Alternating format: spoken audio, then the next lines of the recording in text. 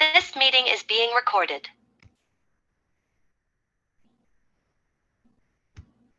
Good evening, everyone. This is Green Renaissance Sovereign Rights Movement and Green Liberty Caucus. And we also have CovertAction magazine here, Jeremy Kuzmarov. And we have a special invited guest tonight, which is Dr. Theodore Postol. And he likes to be referred to as Ted, but I'm giving him the formal name. And Ted is a physicist and professor emeritus of science technology at MIT. And he was also a national security policy advisor. And he was brought to our attention because our group is writing a paper on global warming and climate change. And we've submitted the paper to CovertAction magazine, and Jeremy Kuzmarov is the managing editor.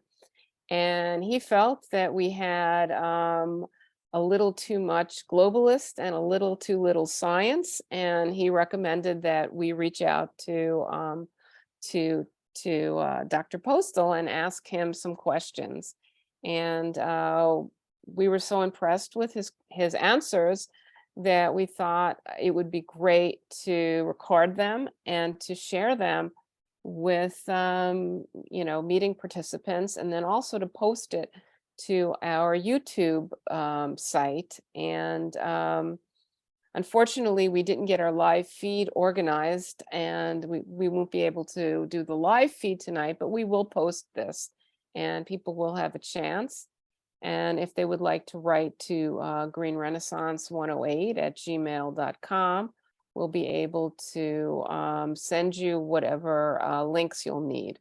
And I'll put that in the Q&A so that everyone has that. So I'm just going to ask Jeremy to say a few words because he knows Dr. Postol the best and has written an article on him also. And he's famous. So, Jeremy, please proceed. Is there a way I can show everybody the article? Share your screen, Jeremy. If you Okay. have you select it. Oh, okay. Oh, there. That should work. Yeah. Okay. So does everyone see that now? Yes. Good. So yeah, this is the article that I did. Yeah, firstly, Ted is an incredibly distinguished career, but he's a really nice guy and really humble and very good in sharing his knowledge with non-scientists so they could better understand the important topics that he's done research in and has expertise in. And the article I did focused on how he was censored when he did serious investigative research into the the gas attack, chemical gas attack in Syria. And this was basically used as a pretext for the US bombing of Syria in the Obama and then Trump administrations. And it was used to escalate the US involvement in Syria and support for, jihadist terrorists who they were framing as moderate rebels, but really were jihadists. And Ted's research has showed that the attack. Well, I won't go into all the details, but you can hopefully read the article if you're interested. And he found that based on scientific analysis, that some of these attacks may never have actually occurred, and that lost sound. What's that? Did anybody else lose sound? John has trouble from time to time with his sound, so okay. He's probably hopefully everyone can hear me. Yeah, but that based on the physics that the attacks had to have come actually from rebel controlled territory, but I think his research found based on some complex computations that were carried out. And then when he tried to publish his findings, he had an article in a prestigious journal that he was one of the founders of, accepted it, Science and Global Security, but then they pulled it at the last minute. And I think we've seen this in the media and academia today, where there's a lot of censorship and cowardice on the part of academics and editors who are censoring the truth. We've seen this, yeah, with Seymour Hersh, who used to write for the New Yorker and prominent magazines and newspapers, and now he has to publish independently or in Germany. And he was coming to similar conclusions based on, the case of Syria and other things. More recently, he's written on the bombing of the Nord Stream pipeline and the U.S. involvement in that. So there's a very clear pattern at play in the media as well as higher education, which I think is very disturbing. The U.S. is moving more and more towards authoritarianism.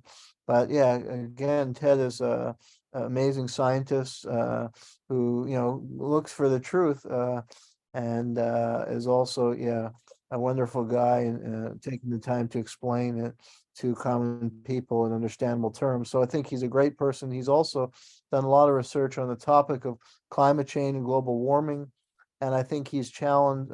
Some of his findings and understanding challenges the dominant consensus on that topic. So I think it's really important to hear what he has to say, and we're lucky to have him with us tonight. Thank you, Jeremy. So go ahead and I guess you can stop sharing your screen, and then we'll Okay. let Ted share his screen. And Jeremy, would you please post the hyperlink to that article in the Q&A? I think you should have the capacity to do that, and then Okay. we can all get it and click it. So Great. Ted's sharing his screen, and Can you see my screen? yeah, Yes, I did post the article, and I also posted a link to our YouTube channel Yes, where well, we will post this.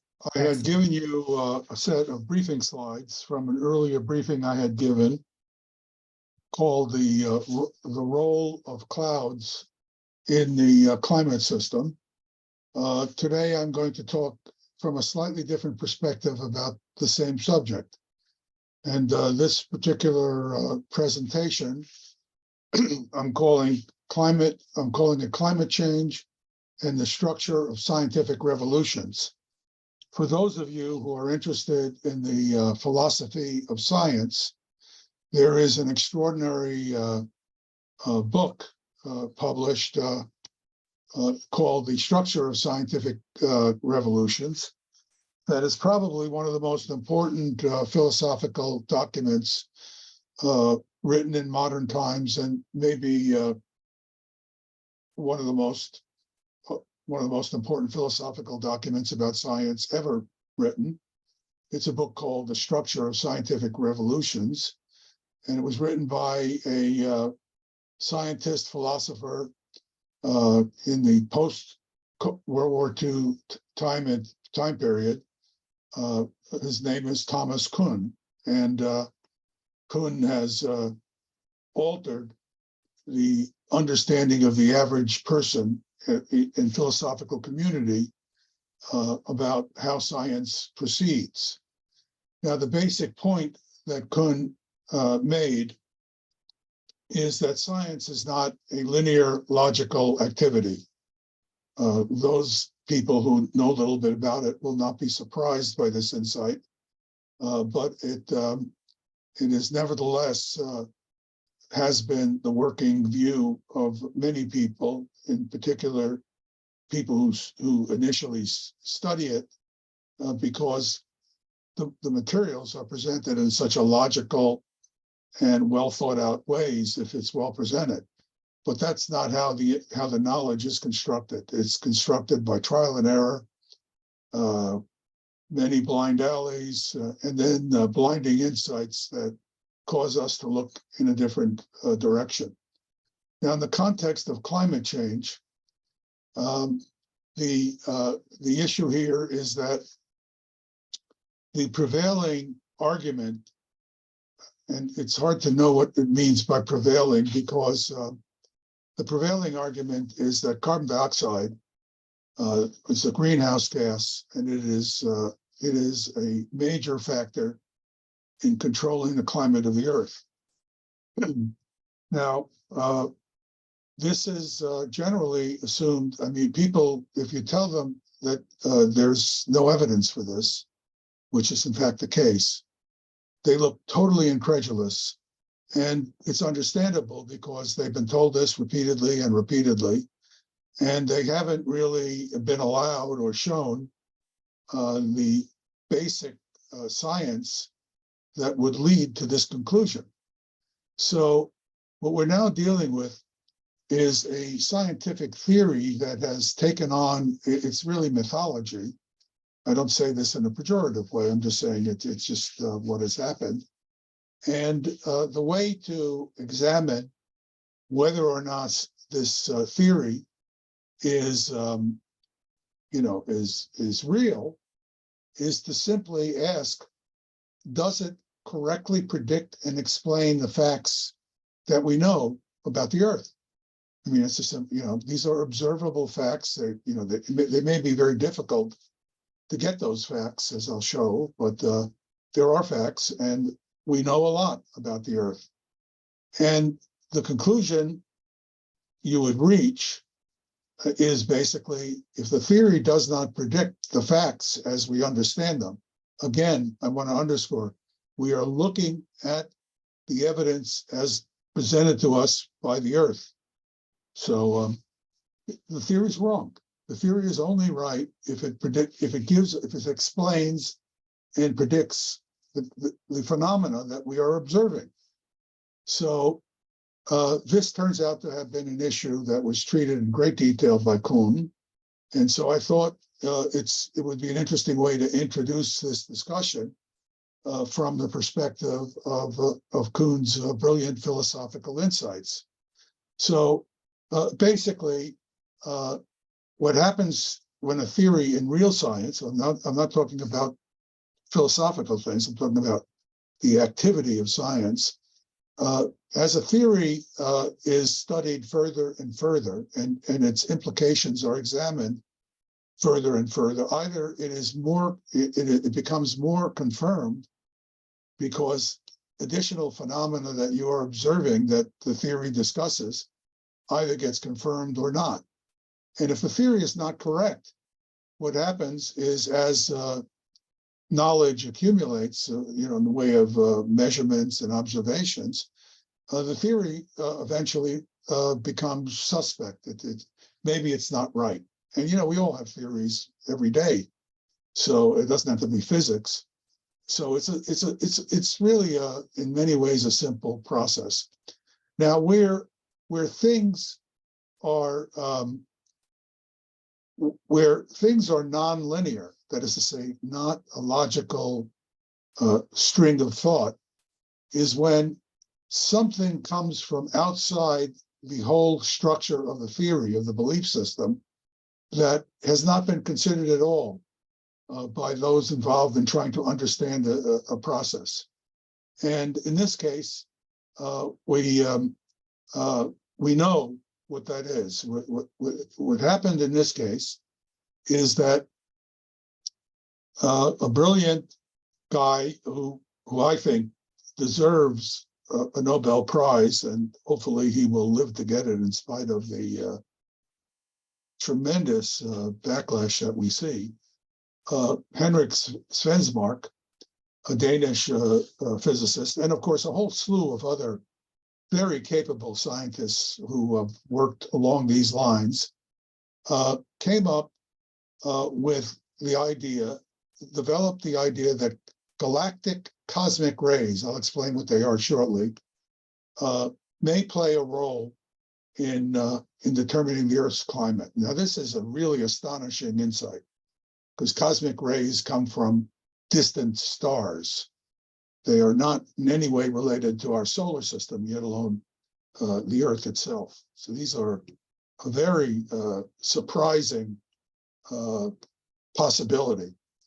I would say what I will show you now in the next, say, half hour to 45 minutes or even an hour, is that the evidence, which of course is the basis for either accepting or rejecting the theory, is overwhelming that galactic cosmic rays are a dominant factor in determining the climate of the Earth.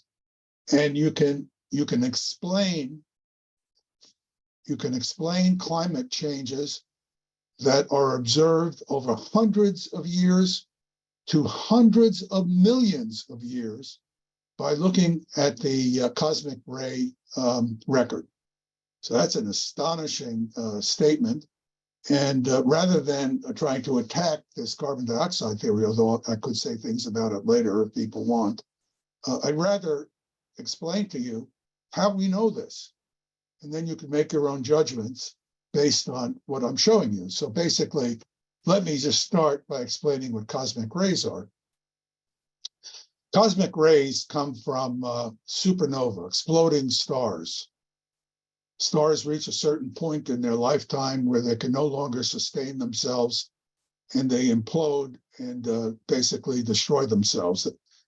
And a supernova gives off a very large number of charged particles, typically protons and helium nuclei. I'll say a little bit more about each for those of you who are not familiar with these. But if you know what hydrogen gas is simply a proton that is neutral in its charge because it's got an electron surrounding it. If you accelerate the proton to a high enough energy, it may lose the electron, and the electron will be somewhere else, but the proton will act like a particle itself. And the helium nucleus is basically two protons and two neutrons attached together through nuclear forces. And it's a very, very stable particle, and it's extremely common in nature. So so we're talking about these two very basic elemental particles or nuclei. They are nuclei of atoms. Now, the sun, which is shown here, you can see my, hope you should be able to see my cursor. The sun sits at the center of our solar system, which is a vast, an area, a disk of vast size, but is tiny relative to the rest of the universe. It's just is very small, but the sun generates a magnetic field. We won't go into great detail about it now. I'll say some things later for those of you who are interested. It's really not important how it generates this magnetic field. The Earth generates a magnetic field, we know, and the sun generates a magnetic field that's extends over a vast region, sometimes called the heliosphere. Now, the heliosphere, this diagram here shows the orbit of Pluto, which is many billions of miles from the sun itself, and the magnetic heliosphere extends well beyond Pluto. So the magnetic field in the heliosphere is relatively weak, but it affects the motion of charged particles because it's over a vast area. And so the charged particles will get deflected in various ways, depending on the direction from the galaxy from which they come, and also their energy. If they're very energetic, they will take slower curved motions. If they're very much less energetic, they'll be deflected more strongly. In the case of most cosmic rays are protons. 90% of cosmic rays are protons, and most of the rest of the 90% are helium nuclei, so they're heavier.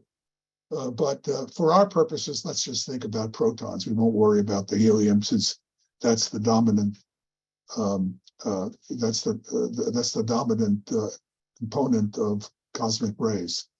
Now, the important thing to keep in mind here is that the cosmic rays come from the stars, exploding stars. So they're from the galaxy. They're just filtering in randomly, creating a field of cosmic rays which impinge on all the planets, including Earth. And this magnetic field created by the sun alters their motion. And in fact, when the sun has a lot of sunspots, which usually refers people when the sun has a lot of sunspots, these little areas of activity, I'll show you some pictures later on, the magnetic field of the sun is quite large, and the deflection of protons of cosmic rays is much greater. So the cosmic, if you think of the cosmic ray flux as relatively constant, it's actually not, but over time periods of a few thousand years, we can think of it as quite constant. The changes in the magnetic field of the solar system, which is the same, the change in the magnetic field of the sun is the same as the magnetic field of the solar system, tends to deflect more cosmic rays or not. So you get fluctuations in the level of cosmic ray flux, that the numbers of cosmic ray particles that enter the upper atmosphere of the Earth.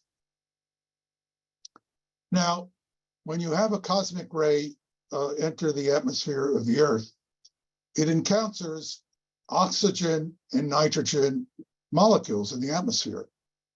And it typically, the atmosphere extends for hundreds of kilometers, but it only gets dense enough for there be a high chance of a collision with a nucleus of an oxygen nucleus or a nitrogen nucleus. It typically gets dense enough for the cosmic rays to have a high probability of encountering a nucleus at an altitude of about 20 kilometers. So that's about 60,000 feet. So it's high. When this encounter occurs, the cosmic ray has tremendous energy, just a whopping amount of energy, 100 GeV in the terminology of physics. If you have a feeling what an electron volt is, it's hard to know, but electron volt, you know, the light that we see is basically emitted in about an electron volt of photon. The cosmic ray has about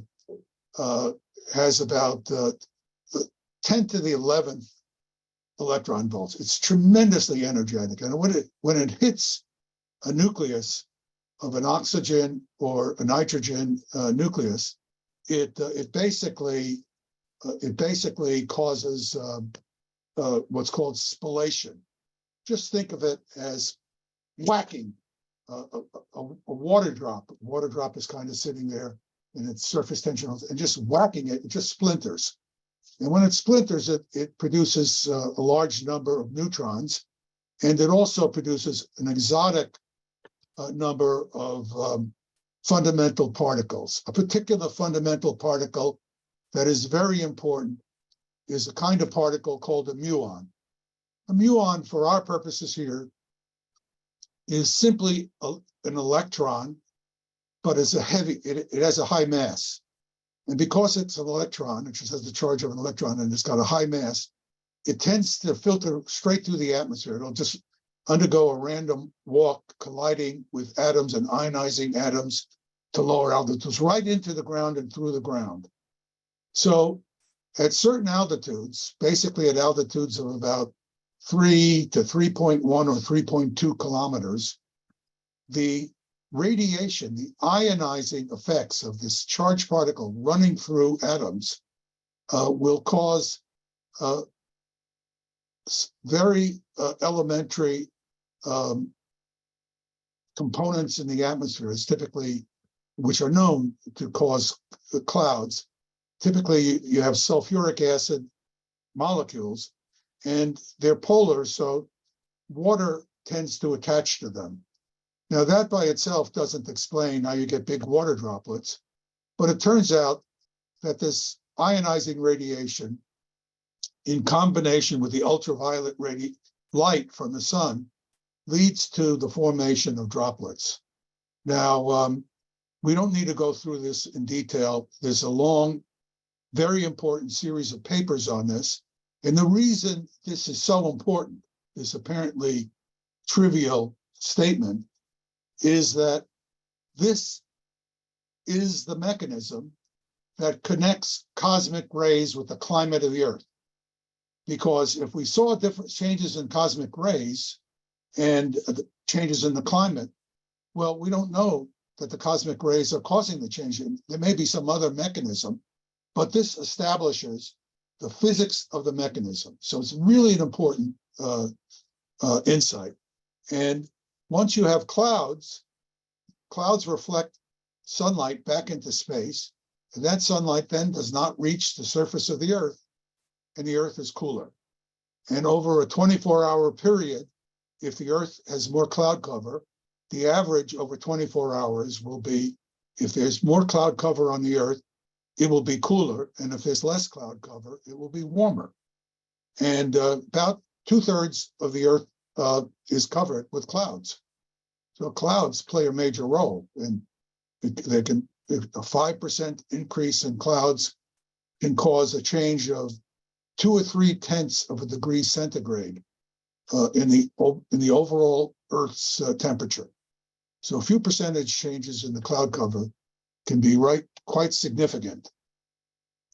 This just gives you a feeling for the conglomerate. I only put this in here because imagine you have this large droplet of water that, and many other small droplets, and you have this ionizing particles coming through. So this particle may pick up a positive charge while this has a negative charge.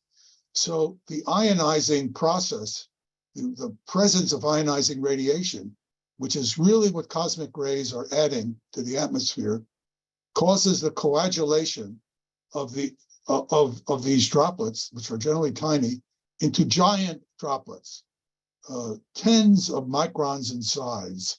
When they start out in billions of nanometers in size, so billions of meters to go to millions of meters, which begins to be, and tens of millions of meters, which begin to lead to water droplets. I won't talk about this because it's, so you have this cosmic ray, and it's creating clouds, the muons in the cosmic rays. Now, there's another interesting thing going on, though, that's totally unrelated from the point of view of the climate of the Earth, but very important in the science of studying the climate. And that is these cosmic rays are also are producing radioactive isotopes. All of you have probably heard of carbon-14. Carbon-14 is an isotope of carbon. Carbon in its regular form, in its most common form, is carbon-12. And then there's another very important isotope produced by the cosmic ray activity called beryllium-10. Now, these are important because we can use these byproducts of cosmic rays to understand and estimate what the temperature and of the Earth has been, and what the cosmic ray flux was when the temperatures changed at long distances into the past. So we can understand what the climate, the relationship of cosmic rays to Earth temperature. All right, so let me just tell you about and then I'm going to show you data. I'm going to show you a lot of data.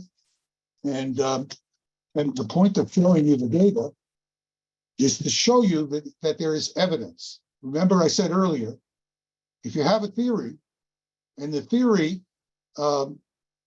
matches observations you make, then the theory is correct. You believe it, you have all reason to believe it's correct.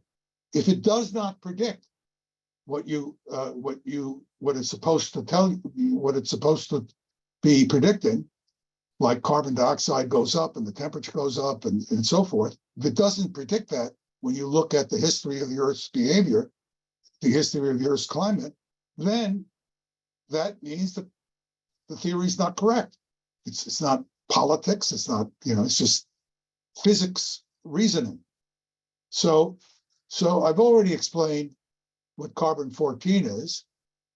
Normal carbon has 6 protons and 6 neutrons, and carbon-14 is produced through nuclear reactions in the atmosphere, and the particular isotope of carbon has 2 extra neutrons, so it's carbon-14, but it chemically acts very close to the way carbon-12 acts.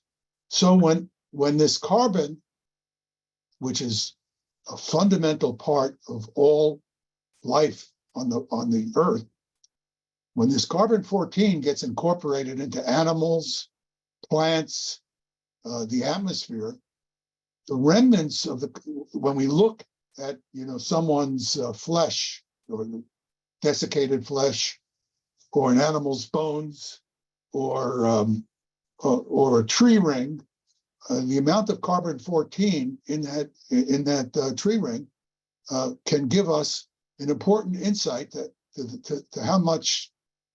how intense the cosmic rays were at the time this carbon-14 became embedded in the tree ring. So if you have a big fat tree ring that's the result of very warm, wet weather, and it's filled with carbon-14, that may be an indicator that the temperature was high. Although I'll show you that that's not. We have better ways, or well, not better ways, but other ways of determining the temperature of the Earth. The other material is beryllium-10, which is not heavily involved in biological systems, but it has the advantage of existing for a very long time before it decays into boron. The half-life of beryllium-10 is about 1.4 million years, whereas carbon-14 is only about 5,700 years. So if you try to go back 100,000 years looking at carbon-14, most of it's going to have disappeared because it's going to have converted basically back to nitrogen. So that's not going to be helpful. It'll be good if you want to study events over 6 or 12 or 20,000 years, but beryllium will give you millions of years. So that's an important. So you have these two isotopes, and an enormous amount of work has been done by the scientific community to understand if carbon-14 and beryllium-10 accurately reflect the cosmic ray intensities.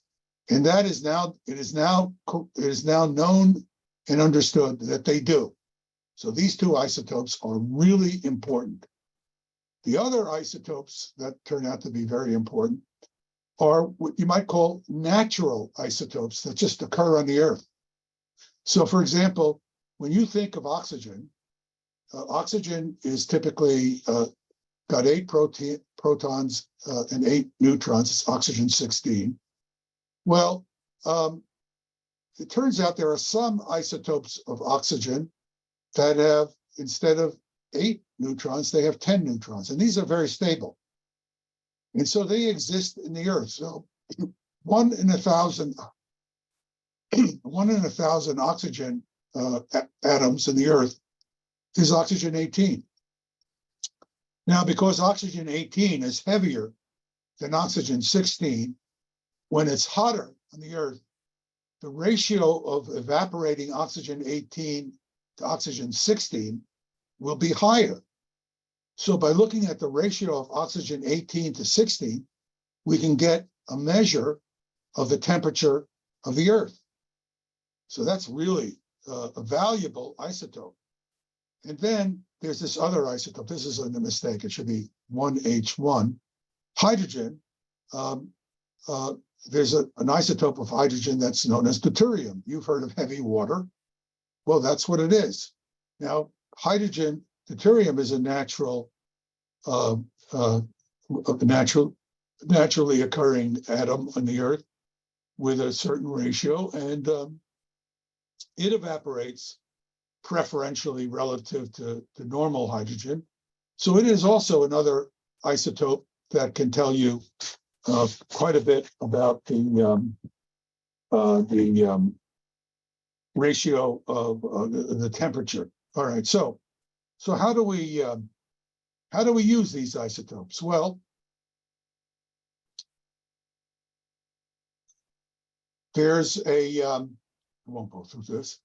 Here's an example of how. Now this is real data. Okay, this is observations that tell us whether a theory is correct or not. So this curve of data, which will hopefully look meaningful to you after I spend some time on it, is profoundly meaningful in terms of proving that cosmic rays affect the temperature of the Earth. All right, let me go through this. We're going to spend some time on this. Notice this term Taylor Dome.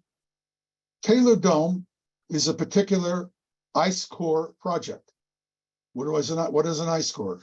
You go up to some Arctic area, and you go onto a very massively thick ice shelf. That massively thick ice shelf has been built over hundreds of thousands of years of snowfall. So each year snow falls, and then each year after, snow falls on top of that snow, and so forth. And as this weight of snow accumulates, it eventually gets compressed into ice, and you have layer and layer and layer of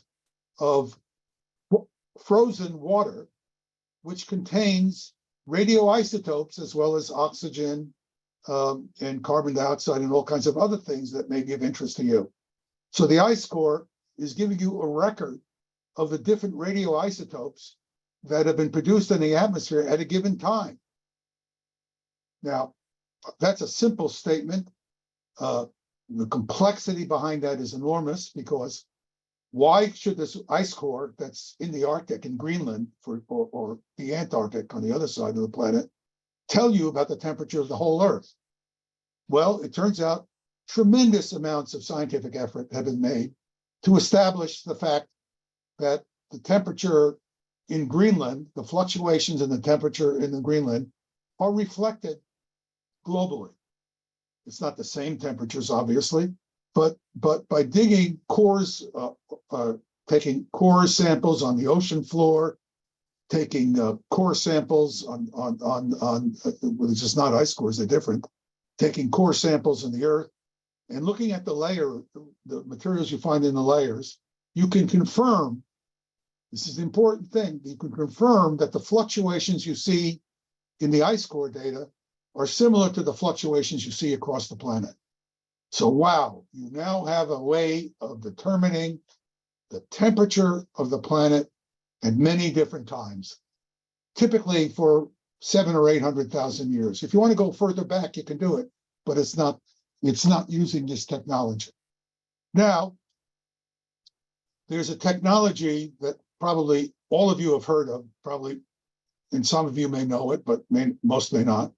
It's called mass spectrometry.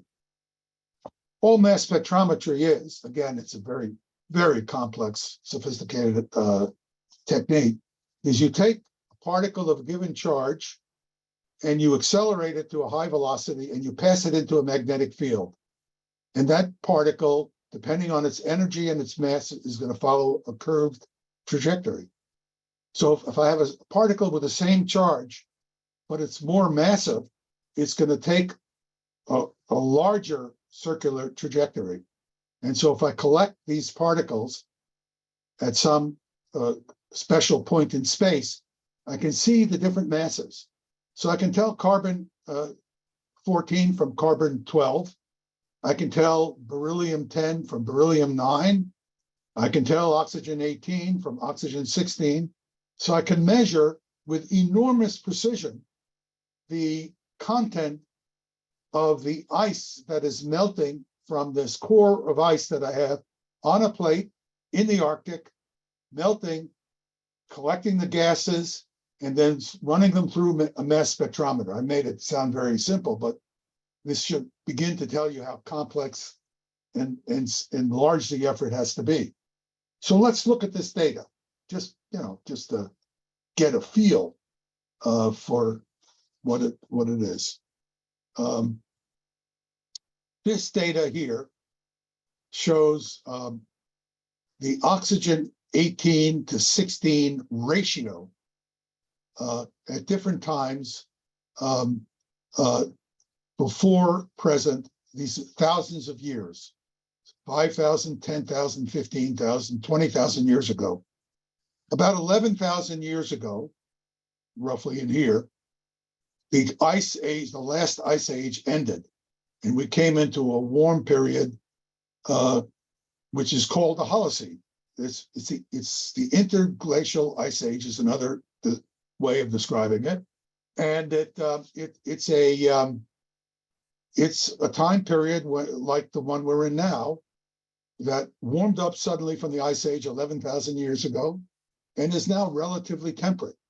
And the question is, when does the next ice age begin? Because these interglacial ice ages typically last anywhere from 5 to 20,000 years.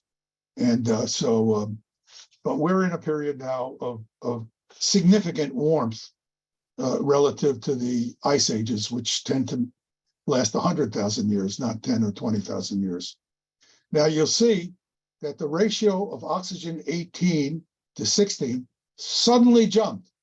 In this case, it shows around 15,000, but in the temperature, I'll show you the temperature later, about 11,000 years. So this is telling us that the Earth is warmer, that it was much colder, and much colder. All right, so we have a measure of the temperature of the Earth. Now here is the beryllium-10 concentration measured from the same section of ice core. Now, notice this is a little confusing because people have tried to plot this in a way that would be easy to see. Notice that the vertical axis here is going from lowest number to highest number. So this is inverted. This axis is inverted. So when I go higher, this means the amount of beryllium 10 is lower. Here, the amount of beryllium 10 is higher because this axis is inverted. It's just to make it easier to see the overlap. Now, if you look at the beryllium 10, it's very, it's really quite low in this period where it's warm. Well, if it's very low, this means the cosmic ray intensity is very low. And this means that there are many fewer clouds than we have than at other times. Look at this fantastic increase in the cosmic ray flux reaching the surface, the upper atmosphere of the Earth. It goes a factor of 6, increases, and when it gets very high, the cloud cover gets tremendously more dense, and the temperature of the Earth plummets. So this is showing you what causes the ice ages. People will tell you, you talk about 10 years ago, and you talk to somebody who's a real scientist, not these fake scientists, and then you ask a real scientist, what is the cause of the ice age? They'll tell you, we don't know. Well, that's not true now. I'm saying now. We do know now. This is a gigantic step forward in understanding the climate of the Earth. So this kind of data is available now and is being accumulated as we speak. So anyone who tells you that we don't know what's going on and when someone tells you it's hotter now than it's ever been, you might want to ask them, what does the isotope data show? And I'll show you, give you some examples of that shortly. All right, I do this just, all right, here's the actual temperatures. So we see 15,000 years ago, there was a sudden jump in the temperature. It was very low. I think this is a Fahrenheit scale because the temperature scale is too large by a factor of roughly 2. So this shows a 10, 20, 25, so 12 degrees Celsius change in temperature. 12 degrees Celsius is substantial, right? It's 25 degrees over the Earth. And you see there's a sudden jump, and then there's a drop, and then about 11,000 years ago, there's a sudden increase. This increase is incredible. The increase that everybody's arguing about, the surface temperature of the Earth, is about 1 degree over roughly the last 100 years that they're talking about. This is like a 10 degree or so, nearly 10 degree change in 100 years. every 10 years, you're getting more of a temperature change than we've gotten in the past 100 years. Something is going on. And if we go back,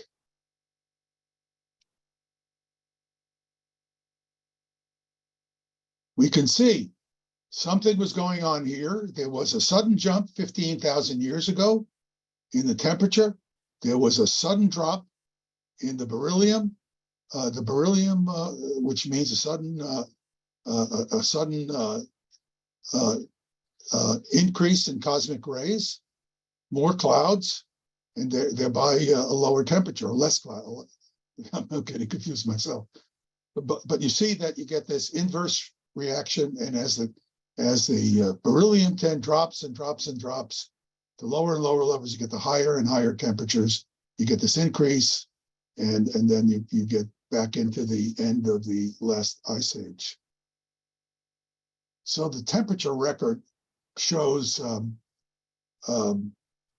what's going on. And this temperature record, incidentally, is not constructed by simply looking at radioactive isotopes. There are lots of other measurements that have been used that have gone into this. Now, notice there are a couple of things in here that could be of interest.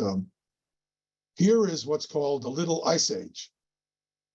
There was a temperature drop from a period of time called the Medieval Warm Period, which occurred about 1,000 years ago.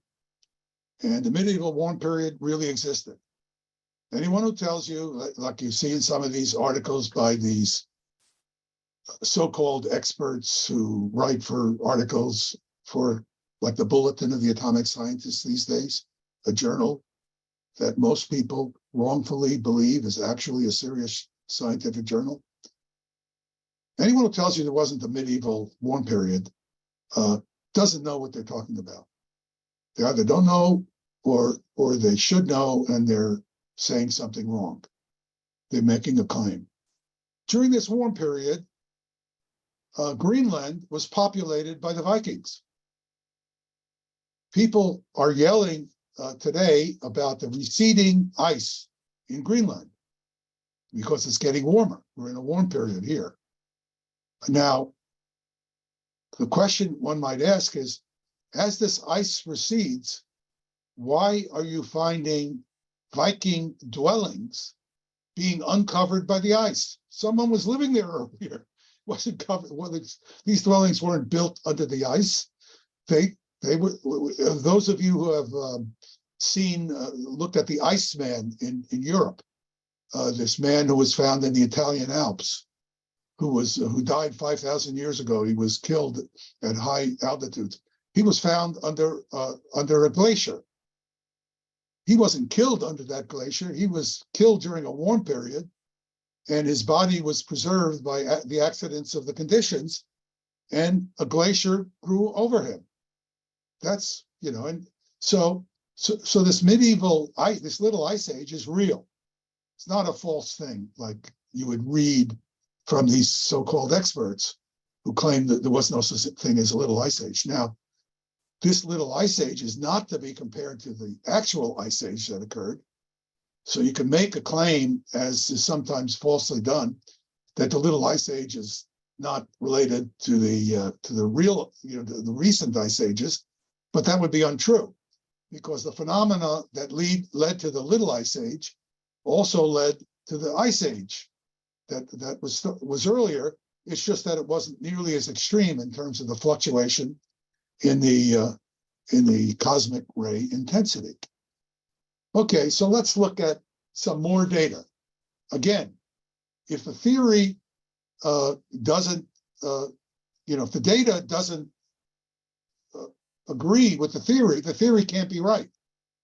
So I'm showing you evidence upon evidence upon evidence.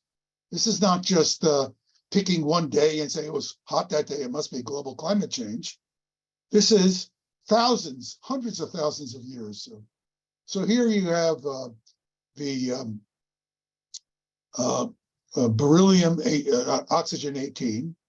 And so oxygen 18 is increasing here, 35, 40, 45, the ratio. As the oxygen 18 increases, so does the temperature. And if you look at the beryllium-10, you see the beryllium-10 is also fluctuating in accord with the temperature. Here is the clearest of those. So the beryllium-10 increases, it gets colder, and you get this inverted. There's something wrong here, but the relationship should be the beryllium-10 increases, and that should lead to the temperature increasing. So this correlation is correct, but I'm not reading it right on the graph. Here is more data. This is this again is the temperature in Celsius, that's in blue. And this is the beryllium-10 atoms per gram. So let's look at here. The temperature has gone up. And the beryllium-10 has gone up. And I'm reading this wrong, but basically you can see the total correlation. You're getting fewer cosmic rays in this. There must be an inverted. This is inverted here. Minus 20, minus 30, minus 40. No, it's not. I'm sorry, I'm misreading the graph, but the correlation is exact. I'm just screwing up. Okay, so you can take these graphs, I'll give them to you, you can check them. Now, in the last half of the 20th century, there was a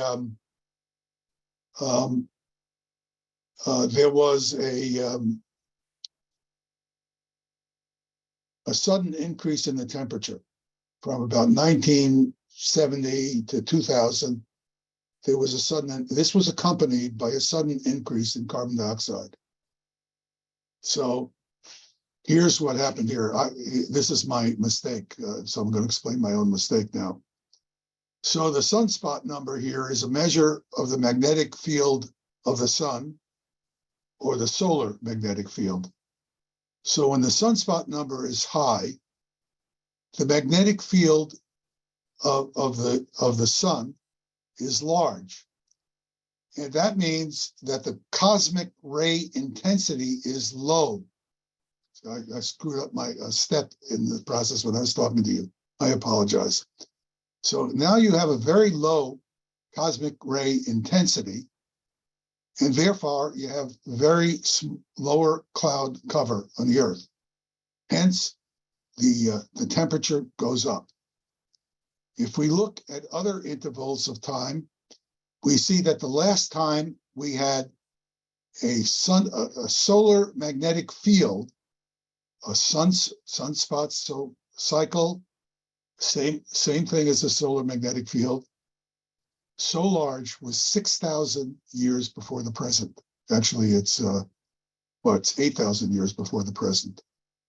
And this would be 11,000 years before the present. So that's where the Ice Age ended. So look at the level of sunspot change here. So what are we seeing? We're not seeing the sudden increase in carbon dioxide necessarily. I'll show you what that means shortly. What we're seeing is the cloud cover diminishing because the magnetic field of the solar system is increased, and the flux of cosmic rays has decreased. Hence, there are fewer clouds. Hence, a hotter Earth. Let's go here. Can I interrupt briefly? Go ahead, please. Is there a cause and effect relationship between the solar magnetic strength and the cosmic rays, or are they independent of each other and they just happen to be in this? One simple, it's not absolutely correct, but it's good enough for this level of discussion, is when the magnetic field of the sun, the cosmic ray flux over time intervals of thousands of years. It changes over longer time, but the cosmic ray flux coming into the solar system over thousands of years, you can think of as relatively constant. So when the magnetic field of the sun gets larger, the amount of cosmic rays penetrating into the solar system gets smaller because more cosmic rays get diverted away. So a larger magnetic field, solar magnetic field, a more active sun, more sunspots, means fewer cosmic rays, and hence fewer clouds. Okay? So it fluctuates with the magnetic field. Hey, Ted, while you're doing that, would you just explain how the cosmic rays interact in the atmosphere to create the cloud structure and distinguish aerosols from? Well, aerosols also cause clouds. Aerosols create nucleation points. What are, You what will are, have clouds please, without aerosols. Ted, define aerosols for us, and then keep, I don't want to interrupt, but that was a Yeah, question. An Define aerosol, aerosols and explain how the think cosmic of can you have a contribute. particle, it's very tiny. It may be microns in size, or even or nanometers, tens or hundreds of nanometers, is very tiny dust particle. Now you have a water molecule in the air, it's dissolved in the air. It turns out that the water molecule has a slight polarity because of the structure of water. We won't worry about.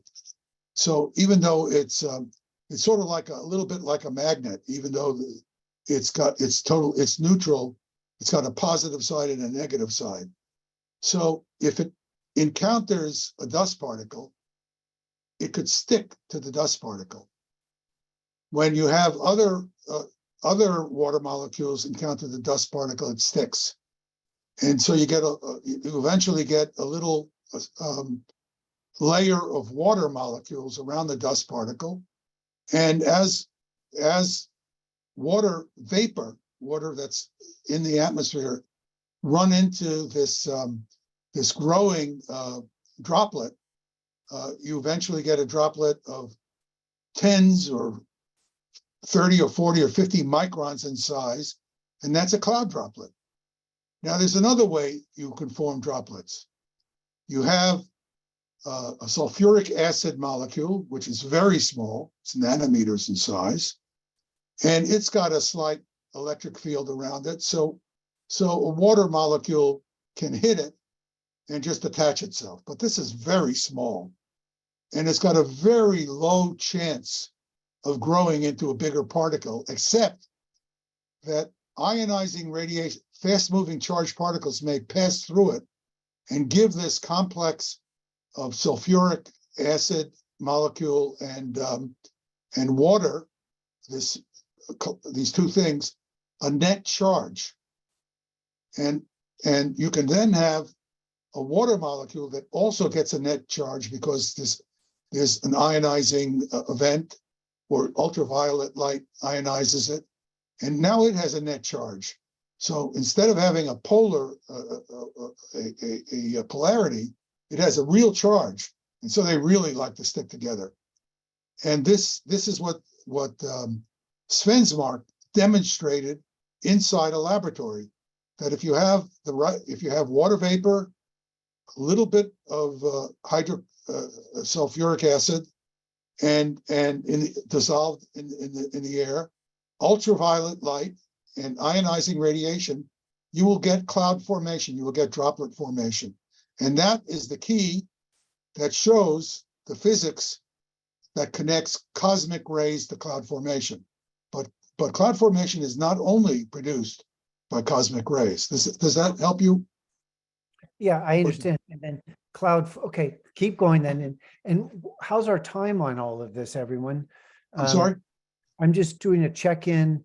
So keep going. I understand, but you're. I think I can finish up, Yeah. without a lot of I more understand time.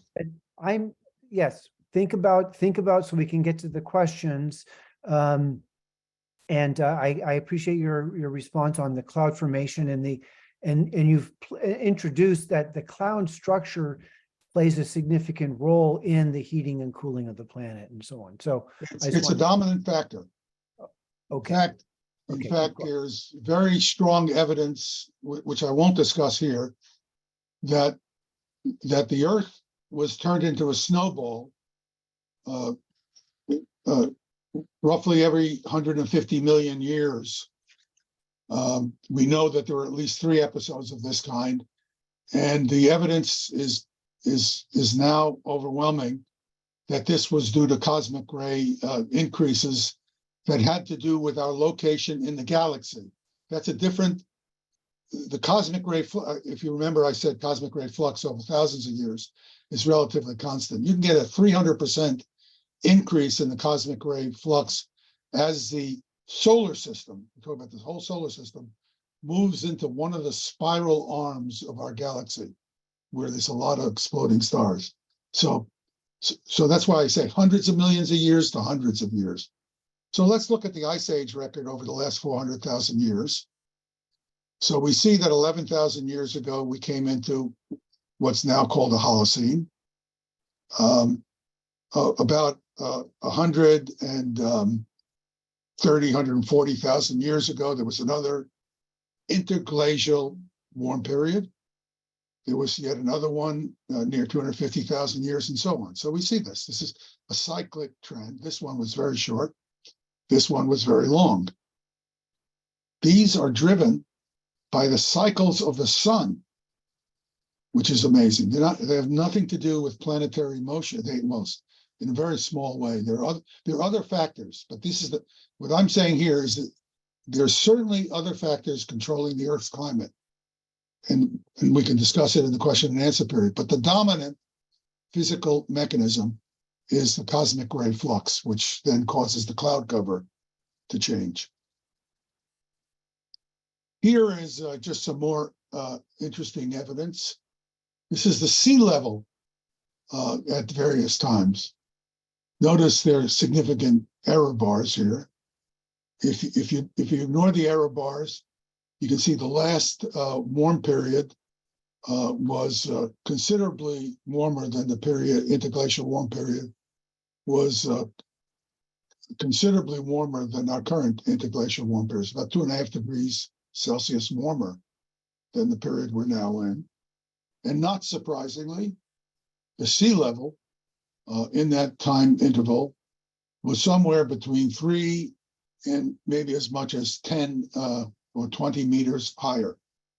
So anyone tells you you're going to have a 10 to 20 meter higher sea level, better be able to show that you're going to have an average global temperature that's easily 2.5 degrees Celsius higher, which is what the IPCC has been claiming. So that's, however, if you look at the sea level record following the end of the Ice Age, the sea level 25,000 years ago was a good 120 meters. It was almost 400 feet lower than it is today. And here again, you see in a period from 10,000 years to 6,000 years ago, you see a sea level rise of 20, 40, 60 meters, 100, 180 feet.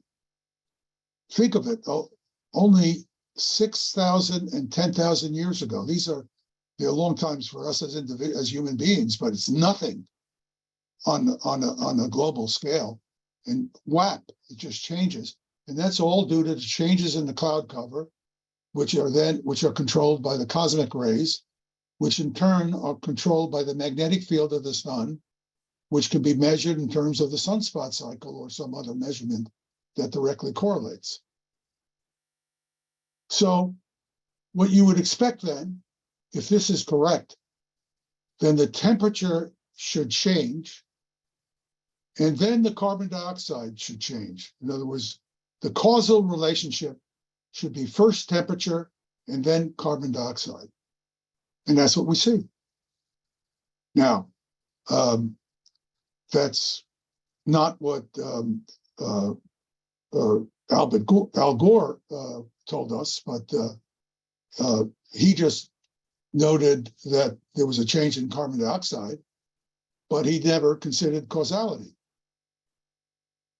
Let's look at the situation you'll now hear. I think Gloria will find this especially interesting because of a couple of communications she had with a third party, and I commented on. The third party made a statement. I was particularly surprised by that statement, that in the current time period, it's different. And this is an argument that you'll hear all the time now, that the carbon dioxide is changing and the temperature of the Earth is changing in response. That's the argument. It's different now than it was then. It was earlier in the planet. Well, it could be. I mean, but the question is, what does the evidence show? That's what I want to show here. Okay, so here are the data sets that are used by the IPCC for their analysis of the temperature of the atmosphere. There's a HADCUT3, a HADCUT4, a HADCUT5. They're all very closely related. We don't worry about it. But this is the average surface temperature of the atmosphere. And then you have the average sea surface temperature, which, not surprisingly, follows each other because there's an interface. The water cools and heats the air above. And you can see this in the various stratas of the atmosphere. So what these very smart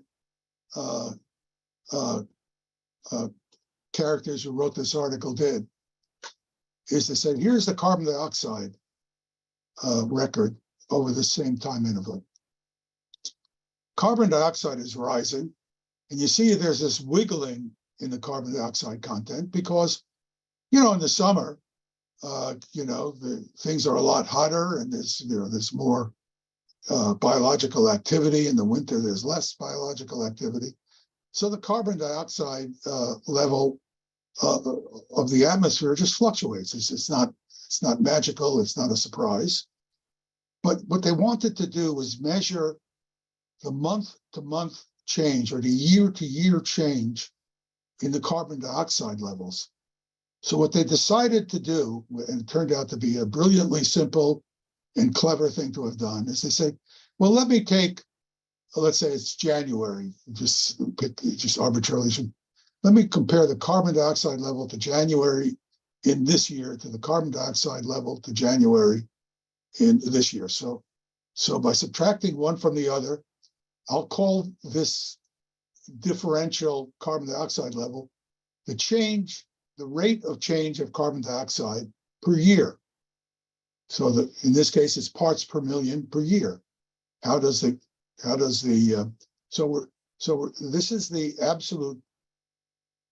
the absolute carbon dioxide level, and this is the rate of change per year. So now what we see is here is the change in the carbon dioxide level, and here is the change in the sea temperature. Now notice the change in the sea temperature occurs before the carbon dioxide changes. So we have the same situation. It's not different as claimed by this active scientist, or this third party that Gloria was talking to, quite insultingly, I might say. If I talked to my wife the way this person talked to you, I wouldn't be here now. You'd see a charcoal. All right, so you see all the way you have this lag in the carbon dioxide change. So these guys have, using the data that is used to raise alarms by the IPCC, the same data shows that the carbon dioxide is following the temperature change. There's nothing in here about cosmic rays. There's nothing in here about the sun. It's just simply what's the temperature and what's the rate of change in the temperature and what's the rate of change in carbon dioxide. This is a totally mindless, cleverly done, mindless measure of the physical properties of the Earth. It matches the theory. All right, so let's take a look down here. Here is the average. I've just arbitrarily chosen, put this line in. It's not exact. This line is at about 0.45. This is incorrect. 0.45 parts per million per year of carbon dioxide added to the atmosphere, according to the IPCC, by industrial activity, by combustion. That's 0.5. And we see here is the total measured carbon dioxide in the atmosphere, which I'm saying is about 1.7 parts per million. But let's first, for the sake of simplicity, say it's 2.2 parts per million per year, which is very close to what we're seeing at this point, increase in the carbon dioxide in the atmosphere. And 0.5 parts per million of that is from actual industrial activity.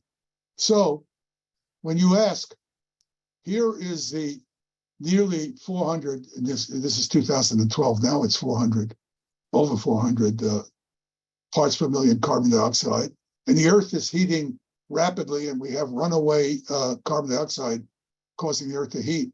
This is the level of runaway carbon dioxide from the, for every part per million of carbon dioxide that is added to this. Let me give you another curve here, it's easier to see. For every part per million of carbon dioxide added to the atmosphere from combustion of fossil fuels, you have 3 parts per million of carbon dioxide boiling out of the ocean, because when the ocean gets warmer, solubility of carbon dioxide diminishes, and this carbon dioxide just bubbles out. If you have a warm soda drink and you shake it, it's going to blow up in your face. If it's cold, it'll fizzle, but it won't blow up in your face. So 3 out of 4 of the parts per million in the increase of the carbon dioxide level that's so alarming is from supposedly from these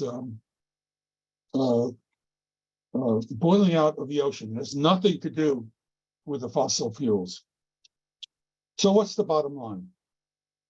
The bottom line is that the temperature of the Earth is mostly controlled. It's not only controlled. There are other factors. I'll talk. People in the question and answer period, I'll be happy to talk about. It is certainly controlled by greenhouse gases. Greenhouse gases contribute. The level of contribution, though, is probably 10 times or more smaller than what is now being claimed. So it's not that greenhouse gases don't contribute. They just contribute a much smaller amount than is now being claimed. Now, you don't believe that? Look at the data. You know, data is easy to see. You don't see sudden changes in the temperature of the Earth after carbon dioxide has gone up. You see it only after. So the carbon dioxide content is in response to the temperature changes, and the temperature changes are in response to the cosmic ray flux and the formation or not of clouds.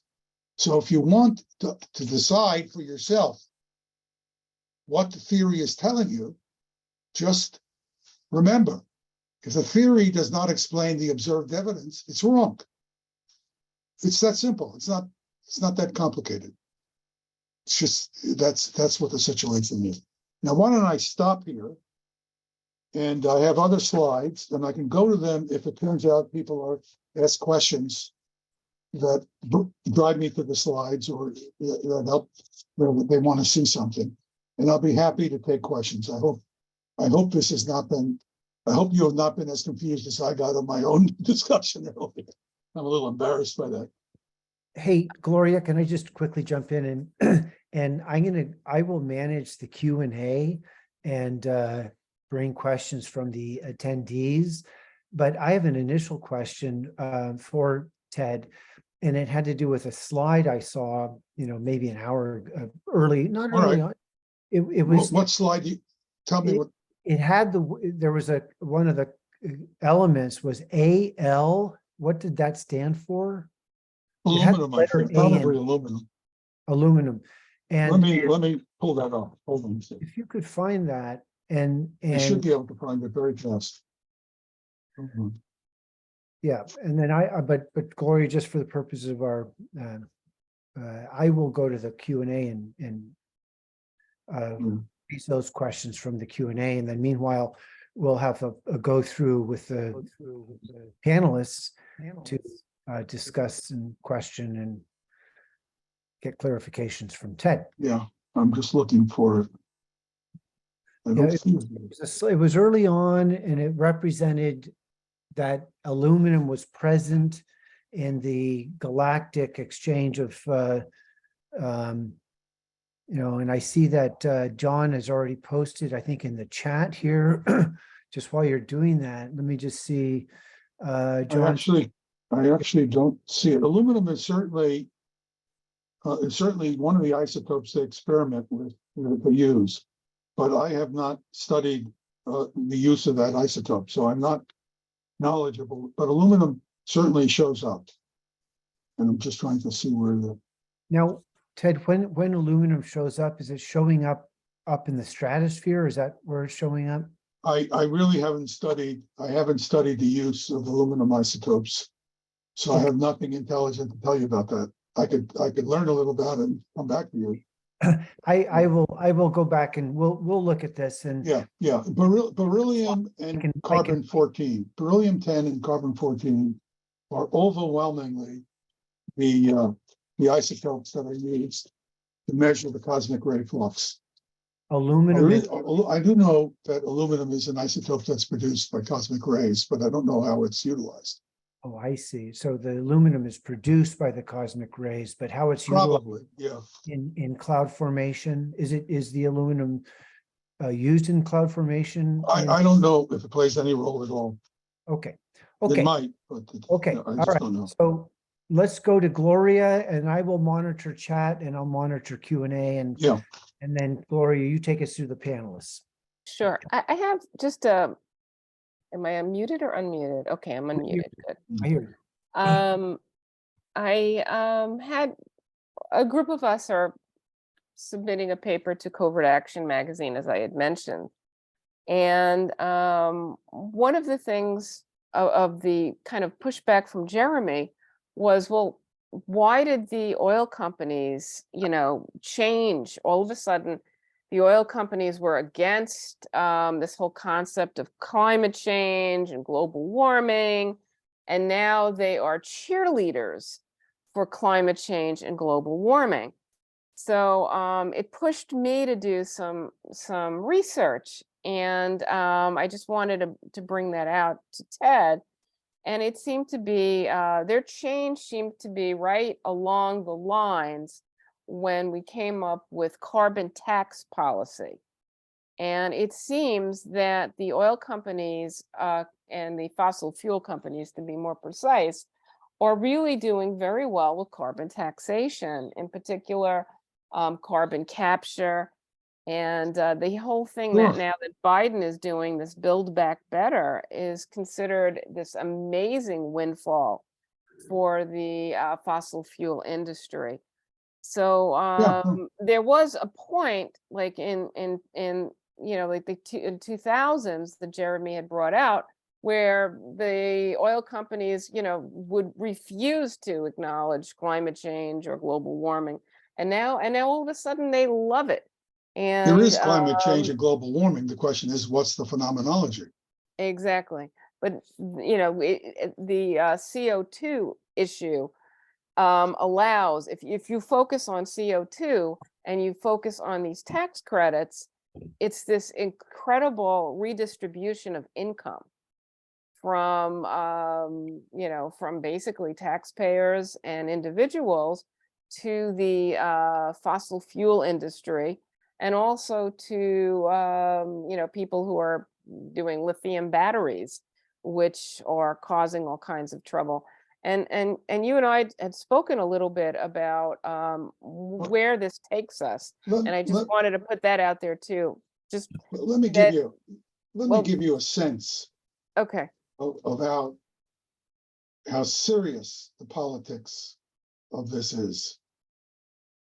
I have been dealing with a character, I'll use his name because he should, I want his name out in public because it's going to be in public for other reasons.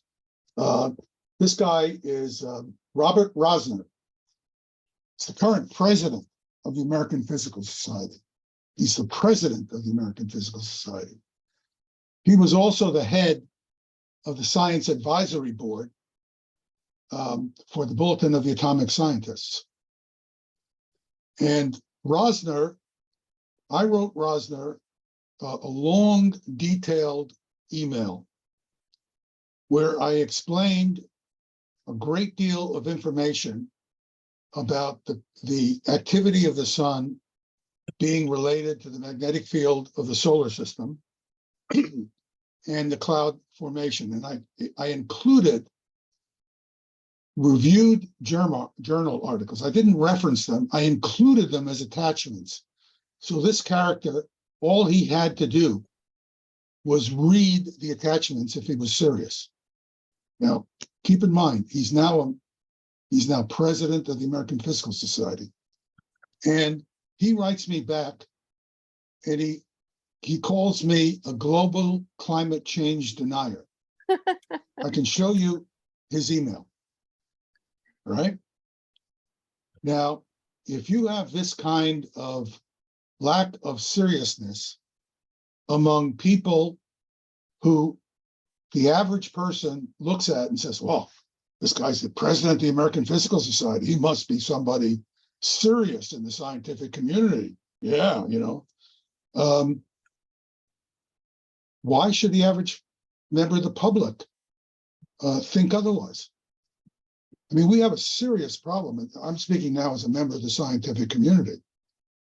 We have a serious problem that I believe is come back at us in a big way in the next decades, because we're going to see global, not dramatic cooling, but the temperature is already not going up.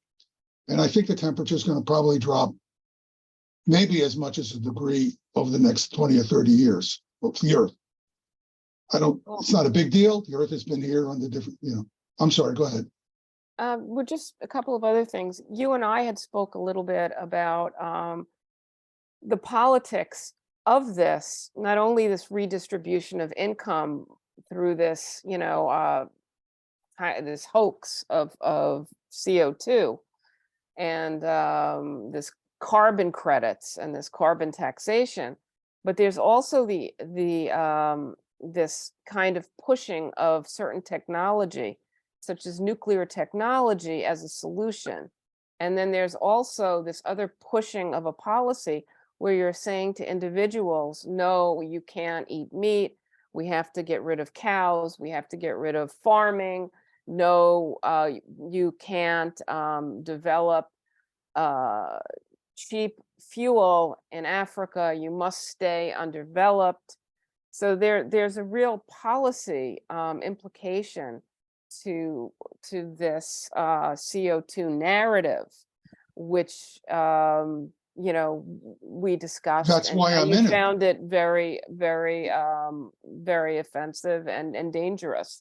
And Well, I had no harmful. interest in climate until it became clear to me that this was I mean, my interest, I'm a scientist, I'm interested in science, but I'm interested in science that has public policy implications. I was working on nuclear weapons, gas attacks in Syria, because this science is useful in analyzing the situations. So I said to myself, I have to look at this climate change issue. And it's taken me, I've been at this for quite 3 or 4 or 5 years now. I had no idea what was going on when I first started. It's very hard to penetrate this, because for every article you see that says something intelligent, you'll find 10 articles that counter it with nonsense. So it takes you a long time, if you're an honest scientist, to understand that read all these other articles and say, well, they're nonsense, and sort through all the rubbish in order to get finally understand what's real. at least for me, because I'm a non-specialist. This is not my area of scientific activity, before I got into it. So, so what's going on is a wide variety of phenomena. First of all, Exxon wants to make money.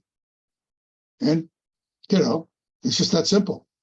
Any trick that they can find that will allow them to make money, they'll use. I don't, as long as, I'll sound a little heretical here. As long as they're not doing harm, I don't, I have no problem. As long as they perform a service and don't steal people's money by overcharging them and doing other things, or poisoning them, or things like that, all of which are issues I'm not dismissing. Making a profit is okay. You should be producing something in return for it. However, I am absolutely certain that the people who are at the top of Exxon have simply made a political decision. You can't fight it. You may as well join it and figure out ways to make a profit on it. I don't think it's a conspiracy on their part, other than, what people who are only interested in getting more money do. They're not interested in political leadership. The people you should be looking at, if you want to know about who's done their homework, is Joe Biden and all of his buddies in the Democratic Party, which are pushing this. I mean, I'm a Democrat, so I'm a nose-holding Democrat because I'm sick of them. But of course, the alternative is there is no alternative right now. So, but fact of the matter is the Democratic Party has jumped on this. They have been very repressive, along with the scientific community. I mean, part of the reason that this outrageous thing occurred to me on a journal where I sat on the editorial board but resigned, that Jeremy wrote about, was actually because of the climate change letter I wrote to this character Rosner at the Bulletin, because he had someone on his board that was also on the board of this journal, and behind my back tried to get these guys to do what they did. So I mean, all of this is connected. It's a remarkable example of mass hysteria, mass stupidity, mass cowardice, mass laziness. How can you be a physicist like this guy Rosner is and not take the time to read the attached documents? Instead, you write a flippant letter. There was something that a comedian had said, and she said, you can't wake up people who are pretending to be asleep. And I just want to put that out there. Yeah, And I thought that was very clever. The other thing, I've kind of done a deep dive, thanks to you and also to Jeremy and the rest of the members of our group. I came up with something called the starvation level of CO2, that actually, when you really map out the level of CO2, we're actually at a very low level of CO2 relative to how it has been in the past, and that farmers actually pump CO2 into their greenhouses because it increases growing. So this kind of obsession with CO2 is really odd, because plants need it, humans exhale it, and it's a very critical gas. And from what I looked at with these different graphs, it seemed as if we are actually at a starvation level. And then I also kind of clicked into this group of scientists that study CO2, and they actually have a really cute little logo. It says, I hope I can paraphrase it because I can't find it quick enough. And it basically says, saving the planet, saving the people from the people who are trying to save the planet. And I thought that was very funny. It was like the CO2 group. And the thing that I think is very important is that you have no connection to the oil company. None of these scientists who are explaining the theory of solar rays and Cosmic rays. cosmic rays and solar magnetic fields from sunspots and cloud formations and all of this stuff. You're not getting anything from the oil companies. This is no, windfall for anyone. Actually, the oil companies like this theory because they're making money out of it from these carbon taxes, and they're actually resisting you scientists who are saying, hey, this is really not based on CO2. CO2 is a function of climate. CO2 does not lead climate.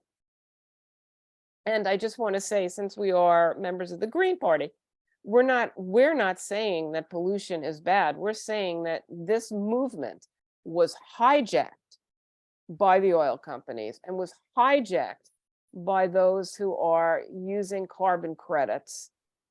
And we would like to see the Green Party returned to the concept of conservation, the concept of no pollution, the concept of, focusing on clean water, clean air.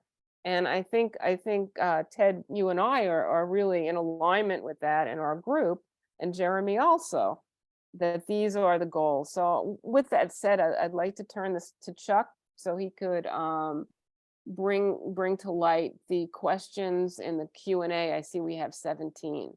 Now, let me Thank just make an observation here that the attendees have raised their hand, but I have to disappoint you, Judy, Judith, that and Rick, Lenore, I don't think you have the capacity to actually speak into this setting on account of the webinar technology setup we have going here.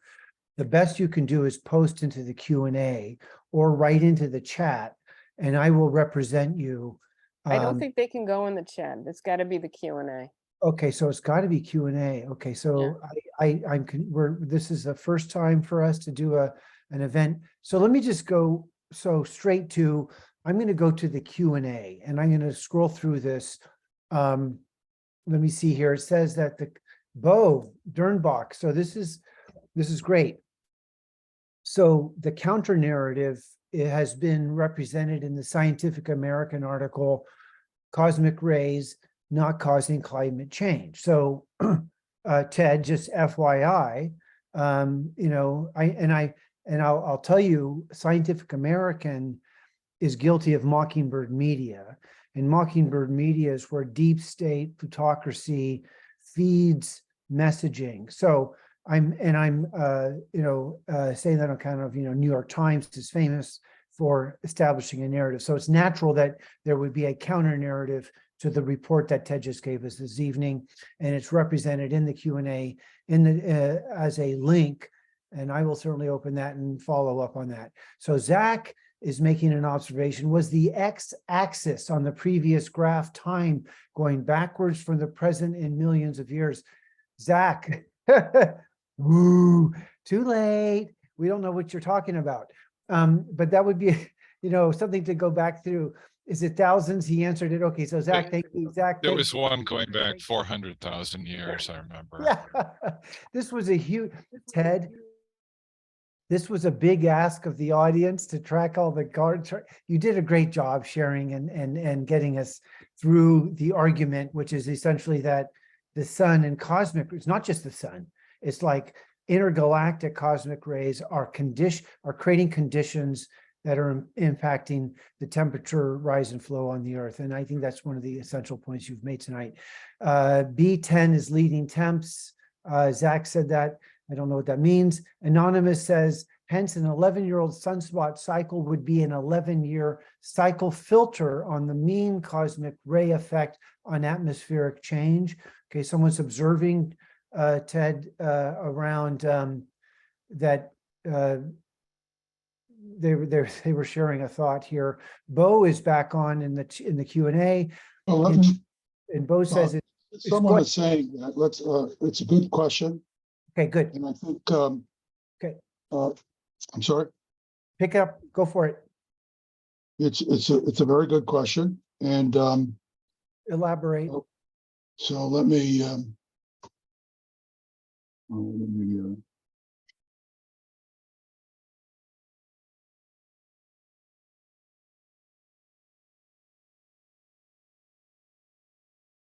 And just the next question is from Bo, and there's a good question. Is it not true that increasing CO2 and CH4, which is methane in the atmosphere, warm the atmosphere?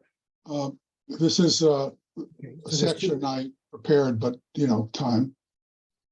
This shows you the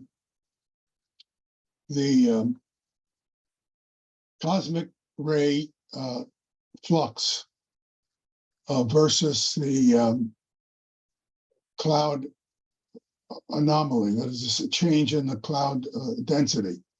If you look down here, these are high clouds,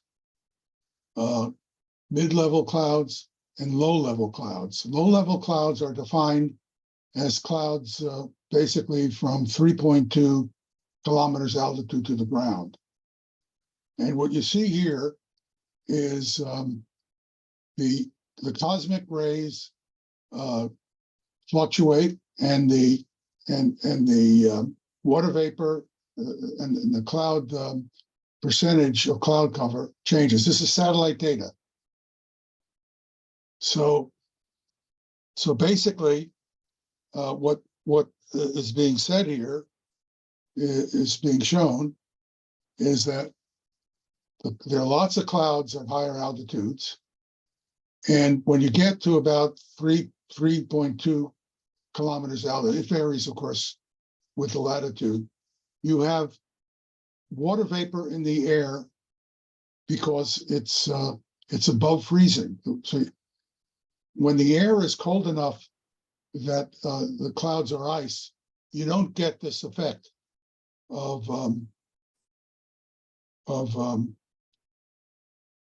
cloud condensation.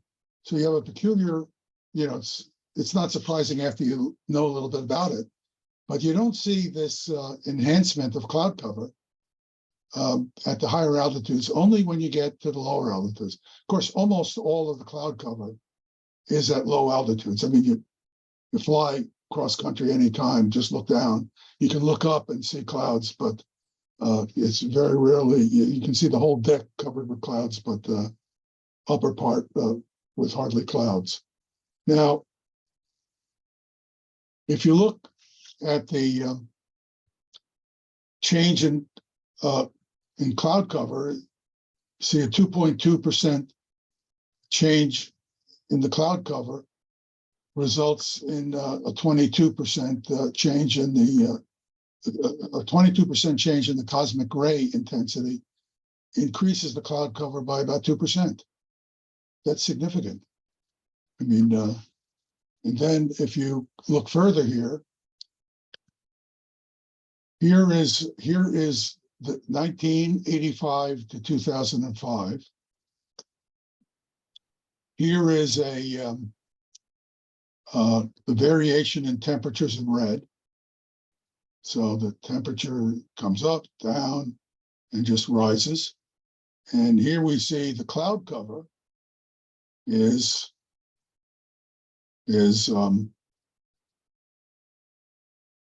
rising, and then it drops. When the cloud cover drops, the temperature goes up. When the cloud cover gets higher, the temperature goes down. It's about a 4% change in cloud cover, which is about a half a degree Celsius. So you're getting significant effects from cloud cover. And now this is, this is a few percentage points. What about a 300% change in the cosmic ray intensity, like occurred during the end of the last ice age, like before? So we don't know it's linear, at least I don't. This is an area I've been studying, and there's a lot of open questions even among people who are really knowledgeable. But I don't think there can be much argument that the cloud cover plays a giant role. There's another argument you can use, a set of facts. I won't call it argument, a set of facts. The Earth has an albedo. What does that mean? The albedo of the Earth is 0.3. Putting it into simple language, it means that 30% of the sunlight that falls on the Earth is just reflected back into space. Okay, let me see. I think I actually have a chart here. Yeah, I think I do.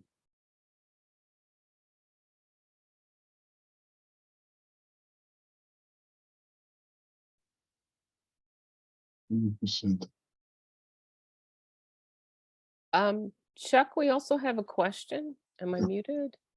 Oh, no, I hear you. And there's a lot of questions. Let So me show you. This is a useful. step in. So let's keep, this is very complicated and there's a lot of information. So there are a lot of questions. So let's finish up. Okay. Tell us, explain the albedo, and then we're going to go back to the questions. All right, so 30% of light is reflected, of sunlight, short wavelength of light is reflected back into space. This shows you how much. 6% from the atmosphere. You look up in the atmosphere, the sky is blue. There are fluctuations in the atmosphere. This is a phenomenon called Rayleigh scattering. You see a blue sky. If you didn't see fluctuation, if you didn't see scattered blue light, you'd see a black sky like at night.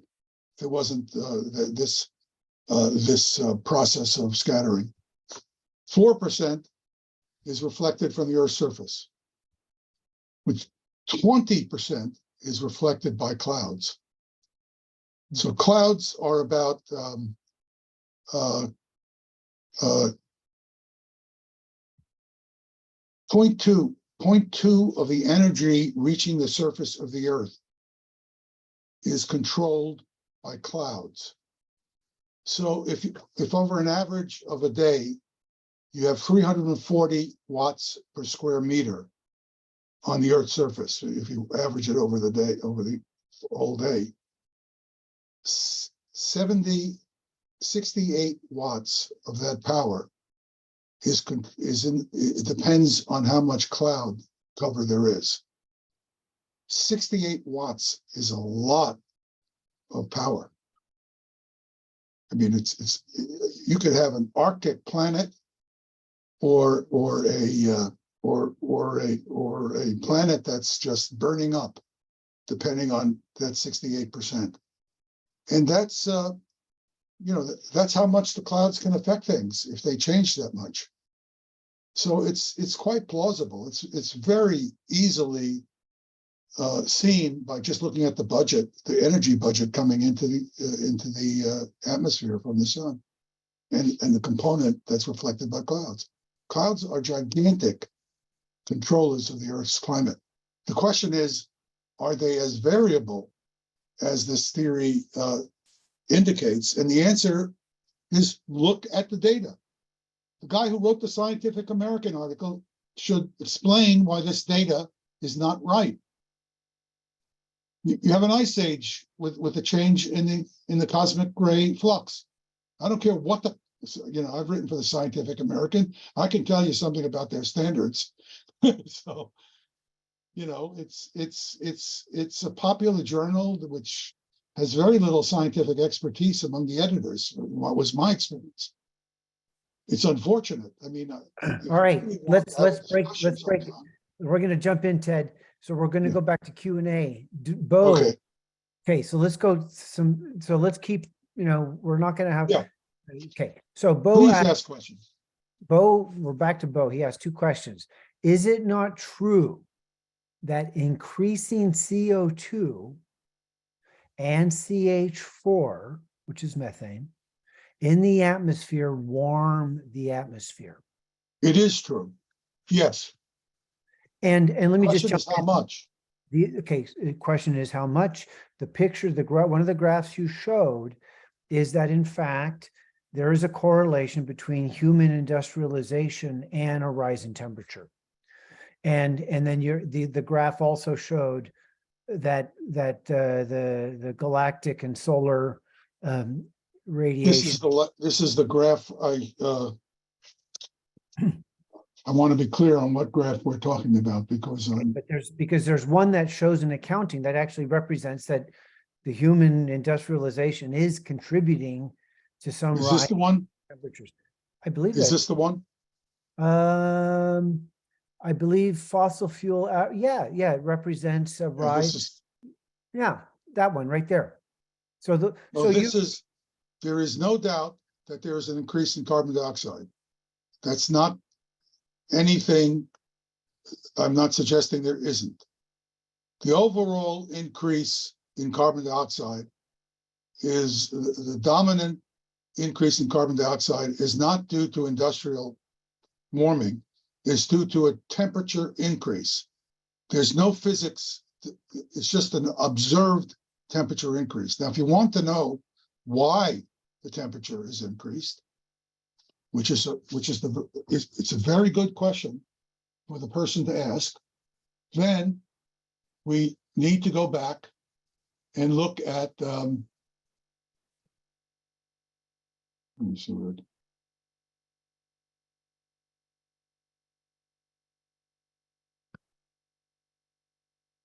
Another thing that I had come across in doing some research was that in the earlier methodology, they did not include the ocean. The ocean, all of a sudden, they included it, and that kind of changed the dynamics because, as you said, water reacts to temperature. And CO2, if you're going to include the ocean, which is a producer of CO2, if it's warmer, let me finish the the ocean idea will. here, please. I think the reason the temperature is increasing is because the sunspot activity is increasing, which means that the magnetic field of the sun is increasing, which means that the cosmic ray flux is decreasing. So we have fewer clouds and the temperature is rising. It is this effect that's causing the temperature rise that's shown in the other graph. It has nothing to do with carbon. It has little to do with carbon. I won't say nothing. It has little to do with carbon dioxide. The carbon dioxide is contributing to the temperature, but it's not a big factor. The big factor is this: the dramatic increase in the solar activity, which is close to as large as the increase in solar activity that brought us out of the ice age. Okay, you nailed it, Ted. Thank you. So let's just go back Yeah. to the second piece of. No, I'm sorry. I didn't mean to. I wanted to keep us No. on track. No. I think these questions are good. No, these are, and your response. This person's questions is good. And you answered well. You brought up a slide that introduces important information. The second piece of, none of the slides are speaking to the issue of methane. And how do, and the question is simple. I mean, I think you don't dismiss that. I mean, so basically one of the fundamental points that you're pointing out is that we really can't attribute any heat temperature increase on the planet, any melting of the ice, of the icebergs and melting of ice caps and glaciers and so on. We can't attribute that to human industrialization because the evidence shows there's been this cosmic radiation effect and the solar heat radiation effect. And these are really the things that are driving what's happening. But the question that's being raised is, what about methane? It's an established fact that is Methane's a greenhouse gas. Nobody's arguing. and it holds The most important greenhouse gas. But The to most the important extent it greenhouse holds- gas okay, is so- water vapor. Okay, so water vapor trumps methane, but to the extent And that carbon methane dioxide by a holds large factor. anything, what is the it remains negligible that it has an impact on the events of whatever's happening in temperature variation on the planet. How would you respond to Well, I that? wouldn't say negligible. It's small relative to cosmic rays. I mean, Okay. if you, Got it. That's good. You don't it's need to not go. negligible. I'm No, not it's arguing it doesn't exist. I'm just simply saying that the magnitudes are, it's the opposite of what the Scientific American article is saying. right. It's that the CO2 has an effect, but it's small relative to the cosmic rays. Okay. Whereas go ahead. No, okay. I'm just looking at the second piece of Bo's question. And if these increasing gases do warm the atmosphere, is the warming not enough to account for current global warming? And you just answered that question is no. And by the science that you're representing to us this evening, is that the effect, the influence of these forces way outside of the planet, from the sun, from exploding supernova way across the galaxy and so on, that's what's contributing to the conditions of our existence right now. Whatever we're going through, whether it's warming or not warming, because we have people saying that there's in fact no warming, that in fact, they point to It is graphs. warming. You think it is warming? Well, it is warming. Yeah. Well, it's slowed up. If you want to see, Okay. Um, So we might be going into a cooling period, is some of the literature. I that think we probably are, but we'll see. If the Sure. theory is correct, Go for it. Explain. if the theory is correct, we are entering a cool period. So Okay. if you look at this is the temperature record, literally month by month, plotted by me because I download it every month out to 2023. The surface global temperature. It's an estimate, because the measurement system is flawed, but all measurement systems are flawed, so it's okay.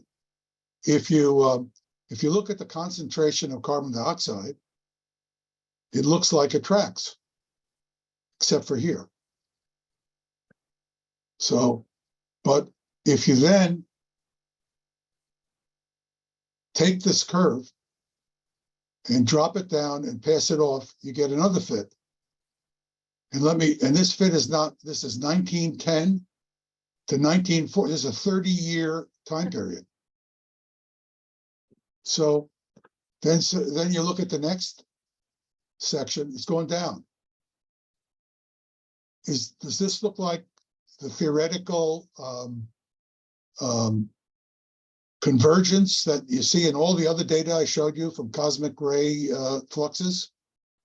This is No, but Ted, correlate. what this does show us is there is an increasing there's a temperature change going on. We are living through a warming period by this graph, if I can read it correctly. Yeah, but that's but it's I've not explained in why that's the case. magnitude. It's a very high sunset. I'm looking at my lifetime. According to scientists, the temperature in 125 years has not increased to 1 full degree. That was, unless it's changed in the last couple probably of years, somewhere in it's that about range. 1 degree in Okay. 125 years. But Ted, that 1 degree obviously is enough to melt glaciers. If you look at the historical record of glaciers, go to the website. Go to the website. You'll find this interesting. Anybody who thinks that this is a unique time, go to the website for Glacier National Park in Alaska. They've done a good job there. They show how the glaciers receded from around 1500 to I forget when, and then how they came back, and then they receded again. So they have a full record of the glaciers growing and diminishing. This is I haven't seen that. go look at it. Okay, so the heating and the cooling is like Is the last controlled by the cosmic rays, and the glaciers are affected. it comes and goes. Chuck, we've got other questions. Yeah, we sure do. So Zach asks, what is the smallest collection interval for public data on cosmic rays? Whoa, that's a The technical. smallest time interval?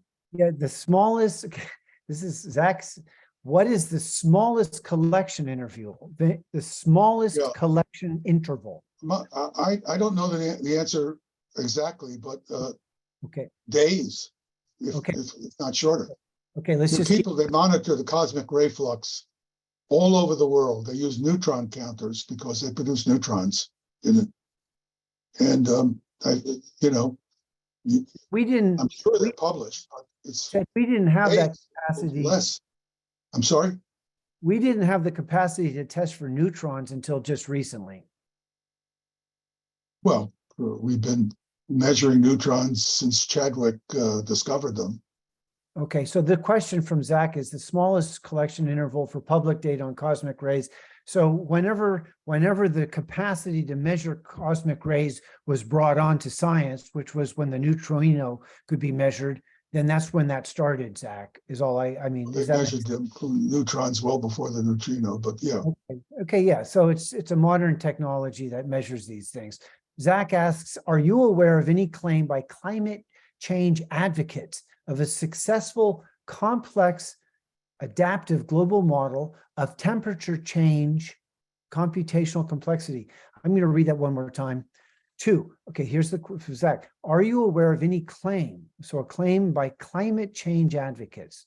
Okay, climate change advocates, whatever that means. What does that mean? Carbon don't know. dioxide? People who advocate the carbon dioxide theory? Yeah, okay.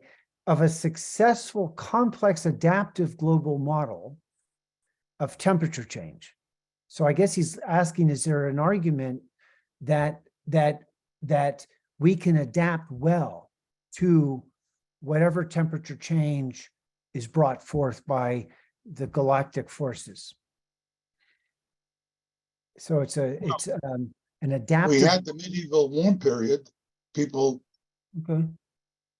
it was I think it was warmer than the current period. Okay. We had the Roman warm period 2,000 years ago. Hannibal crossed the Alps and invaded Italy. How can you cross the Alps if it was covered with glaciers? That's a good I point. mean, this is not, a warmer world is not the end of civilization by any means. Well, and I think that's, It gets and I warm think enough, let's of take course, away that could be, that's a good takeaway that whatever's happening doesn't necessarily undo civilization. So Zach's going to close out with a remark. He says the big oil energy integrated companies, BP, Exxon, they own the majority of all green energy production companies. So he's basically observing that whoever's advocating for whatever, he's making an important point that basically we the people are a captive to the big oil, big energy companies, and that's a whole nother conversation, right? Okay. Judy has many questions, so let's give her some time. Judy's not asking, so I'm going to jump ahead to Judy. Judy, bless your heart for being here. Judy is an original inspiration for this whole question and debate we're having right now, and so I found her question here. She has 1, 2, 3, 4 questions, and we're going to give Judy some airtime here. And she asks, 1, I have read that the ice core content of CO2 is underestimated by, I think it was 14%. Can you please explain how they arrive at that figure? I know they think that leaf stomata are a better index. Did you? I have no idea how to answer the question. I don't know if it's true or not. I'm not saying it isn't. Yeah. I just don't know. Okay.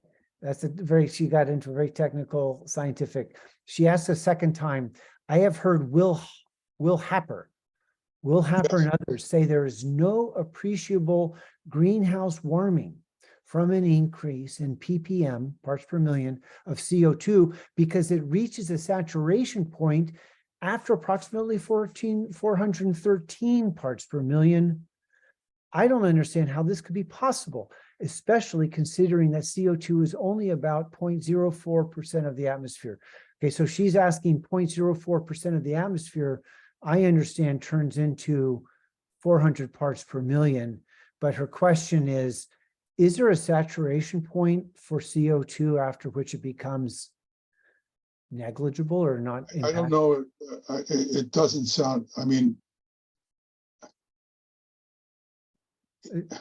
we, we're so far away from being anywhere near these levels of carbon dioxide. I mean, if you have a gas, let's take any gas that is a highly absorbing gas. If it gets dense enough, then what will happen is the radiant energy will be absorbed so much as it passes through the gas that part of the gas will get hot relative to the other part of the gas. You'll get a form of saturation. I don't know where that occurs, but that would be very extreme. Hmm. So okay, that was it's, a technical question. Third question, there are many climate cycles of varying duration. Are yes. cosmic rays causative in all of these, even the Atlantic oscillation and the El Nino effects? And the Pacific data and the Yeah. Pacific decadal oscillation too. Right. Those are phenomena that occur on a much longer time scale than changes that occur in the cosmic ray flux. They do. I'm sure over a long time it has an effect, but I think basically the movement of the oceans is so slow that you can, to a first approximation, think of them as relatively independent of the cosmic ray, you know, at least for times of years, not hundreds of years, thousands of years. I think it's different. So, for example, we expect, I mean, a lot of people in the scientific community, there's a strong consensus that the sun is going to be very quiet. It's going to have very few sunspots for the next 30 years. It's just an accident. You know, that's the sun, the physics of the sun. All we need to know is the fact, or at least the belief, that the sun is going to get very quiet. Because the sun gets very quiet, this means the magnetic field of the sun will be low, which means we'll get many more cosmic rays, and we will get a cooler Earth because there will be a buildup in the cloud cover, reflecting more sunlight into space. So it is believed and expected that we will be seeing a cooling of the Earth over the next 20 or 30 years. Now, it also turns out that the Pacific decadal oscillation is in what's called a negative phase at this time. That means the surface waters of the Pacific Ocean nearest the west coast of the United States are in a cold phase. They oscillate between cold and warm. There's some speculation that this could increase for a few years the rate of decrease of the temperature. My response to that is, who knows? We just don't know. But but she's correct that there are these other phenomena that are loosely coupled, maybe more strongly coupled over very long times, but certainly over hundreds of years. We haven't, for example, we know we have records of the Pacific decadal oscillation that go back 500 years. We've seen no substantial change in its behavior for 500 years. It oscillates between hot and cold. The oscillations follow a roughly 27-year period. That's it. I mean, the mechanisms do not seem to be coupled. I mean, they definitely change. The Pacific decadal oscillation definitely affects the entire global temperature. It's known to have an influence. So, it's Okay. a different phenomenon. It's relevant, but, I'm going to interrupt in the interest of time and the questions. and I'm I'm picking through the questions. I'm going to go back up. There, Judith asked the fourth question was about how do we persuade people that there's a hoax, but let's hold that back. I have no special knowledge in that. Okay. So JB Hawkersmith is on the here, and he asks a question, and he's making an assumption here, but his question Sure. is, what capacity might geoengineering affect climate change regarding spraying uber tons of poisonous aluminum and barium in the stratosphere on a daily basis for us to breathe, as illustrated by Dane Wigington at geoengineeringwatch.org. So basically there's a community that argues that those plumes from airplanes that fly over high level are actually purposefully put out there as a form of geoengineering. So the question is, what capacity do you accept that geoengineering is occurring, even though it's not made public? And is it? And he points out that there's Dane Wigington has measured aluminum in that substance, that plume that comes out. What's your I'm take? not aware of any of these claims, and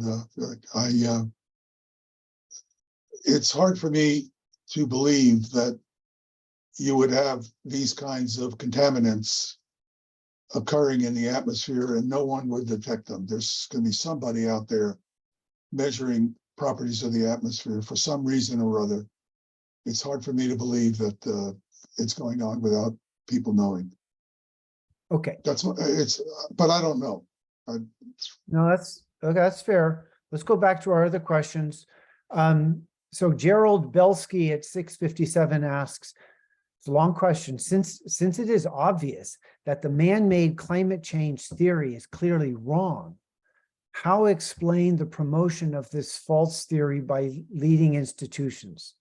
Okay, so since it's obvious that the man-made climate theory is clearly wrong, explain the promotion of the false theory by leading institutions. Well, maybe he should write the president of the American Physical Society. I don't know. Okay. I don't know. I don't know how to. I mean, if you want my personal judgment based on my experience as a member of the scientific community, not as a citizen, I think the scientific community has totally failed the public.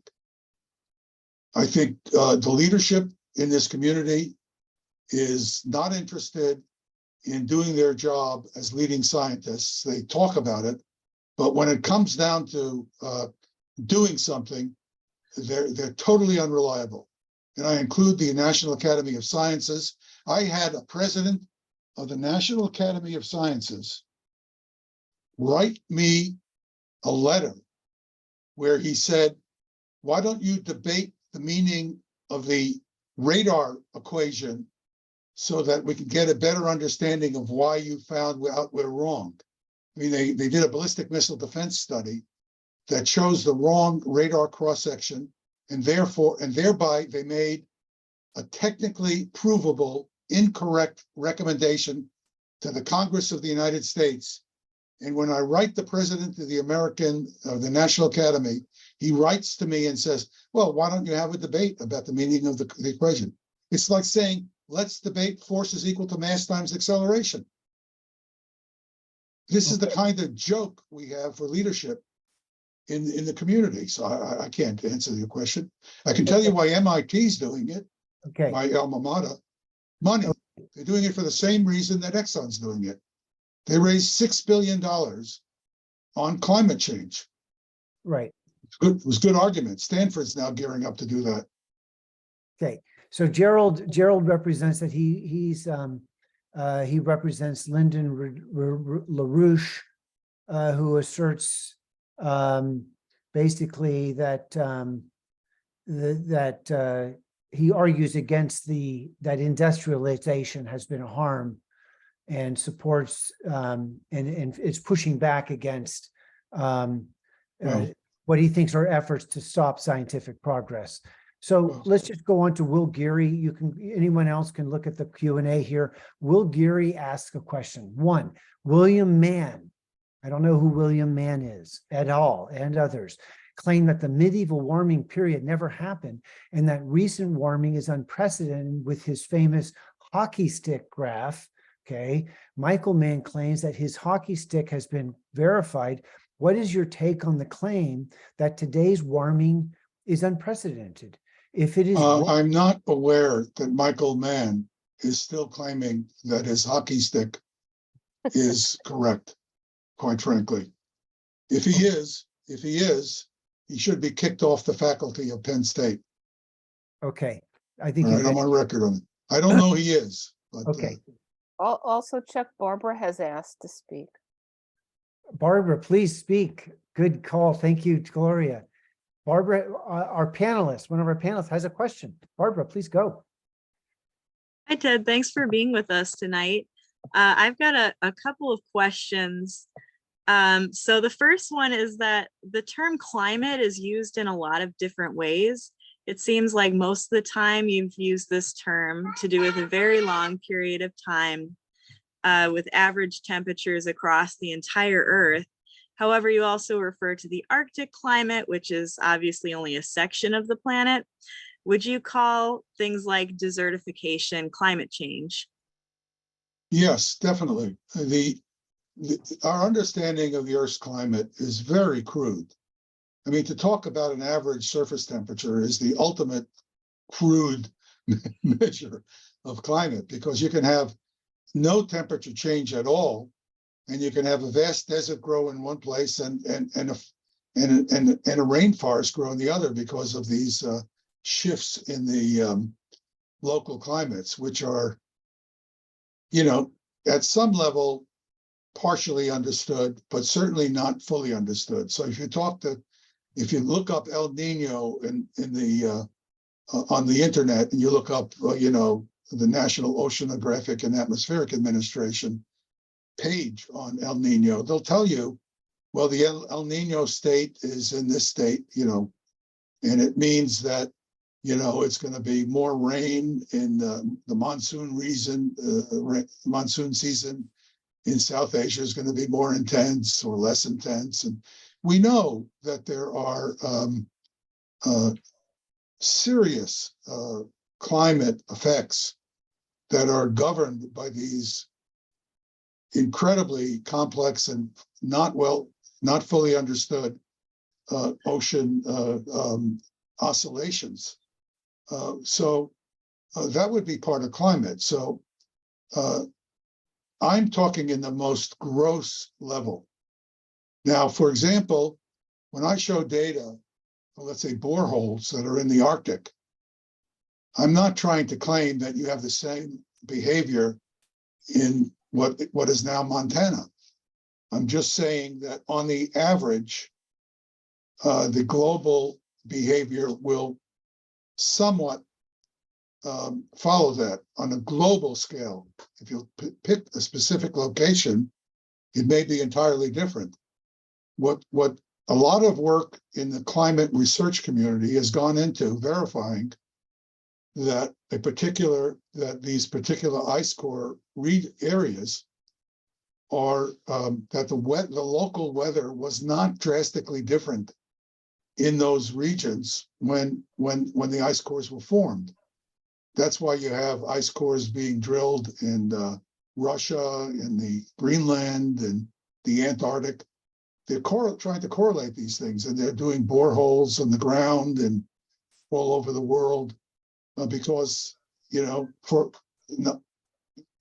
a long time they thought the Little Ice Age, this temperature excursion of about 1 degree of cooling that occurred around 1650 to 1700, which had massive negative effects in Europe, plagues and things of that kind. At one point, there was argumentation that, well, maybe it was local to Europe. And then as more data was collected, they discovered that it also occurred in other areas of the world. It was a global drop in temperature. The sea surface temperatures, I think they dropped 2 degrees. So, so it depends It's a very, very, very crude measurement system, and it's got lots of pimples. I mean, it's not simple truth. People are working their way through very complicated scenarios. Mm-hmm. Yeah, thanks, Ted. I've got a couple more parts to my question. I come from an environmentalist background and a political background. And so, of course, I'm always looking for what kinds of policies we should be implementing to do the best that we can to make sure that we can eat next year and the year after and the year after, that we're not leaving a huge effect that is going to come back to bite us, that we're not like polluting our own water and things like that. So obviously, it's very important to me regionally that my region is just not constantly on fire, or that there's not a Yeah. major No, I understand. things Makes like sense. that. So what do you think of human caused desertification, where we just pull out all the trees and it becomes a desert because the soil washes away and things like that, and re-establishing forests, and would you call that anthropogenically caused climate change? And if so, certainly. how as a climate scientist, or how in your field do you deal with those more regional facts, considering climate change as a whole? Well, I don't have an answer for you on a science level. I just don't know how much this affects the global climate. It certainly has an effect, there's no question. And of course, the local areas are disastrously affected. And if you were to argue that this should not be, that governments should not allow this, I would be in complete I'm in complete agreement with you. I think we should not destroy the environment.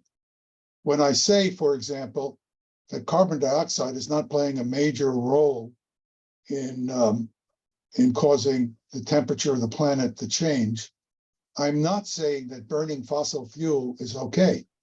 I'm not saying that, because burning fossil fuel creates all kinds of carcinogens in the atmosphere. So I'm not saying don't worry about it. I'm simply saying that carbon dioxide is not the culprit in climate change. All these other things that people like you worry about are good to worry about. It's appropriate. We don't want to destroy the environment that we live in. I mean, it's, it should be obvious to me. I mean, I know it's obvious to you, but, greed plays a big role. So you go into the Amazon and you just burn down an area of forest so you can do some subsistence farming on it for a few years before you have to abandon it. How can that be acceptable for a long-term, especially when you have a big population? If you believe that the population of the planet is acceptable, I have questions about that, and that gets into some very dicey areas. But if you believe that you want to sustain a population of the size we now have, you have to take care of the environment. You will destroy the planet. It won't matter. It won't matter that the temperature is high or not. You'll just destroy the productivity of the planet, the possibilities. So I'm not against that at all. Thanks. And the last question that I've got is that climate change for a long time has been a shorthand for environmentalism in general. So obviously you've been pointing to some other issues caused by the fossil fuel industry and problems with human health. As far as the language surrounding environmentalism and climate change, what do you think would be a good solution to really make sure that what you're talking about with global temperature at 1 degree in 120 years or more is different than and a all of this temperature other that's probably going to fall in the next 30 years, but go ahead. How would you start to improve the language to make sure that it's a different thing to talk about that 1 degree versus this more localized problem of desertification or other climate issues that are more regional? Well, isn't this really environmentalism? And that's not a bad thing. I mean, when you mix up environmentalism, or I don't know if that's the right word I'm using, when you mix up legitimate concerns about the environment with the climate of the planet, and you're claiming that general industrial activity is causing this climate effect, you're technically not correct. You're technically not correct, and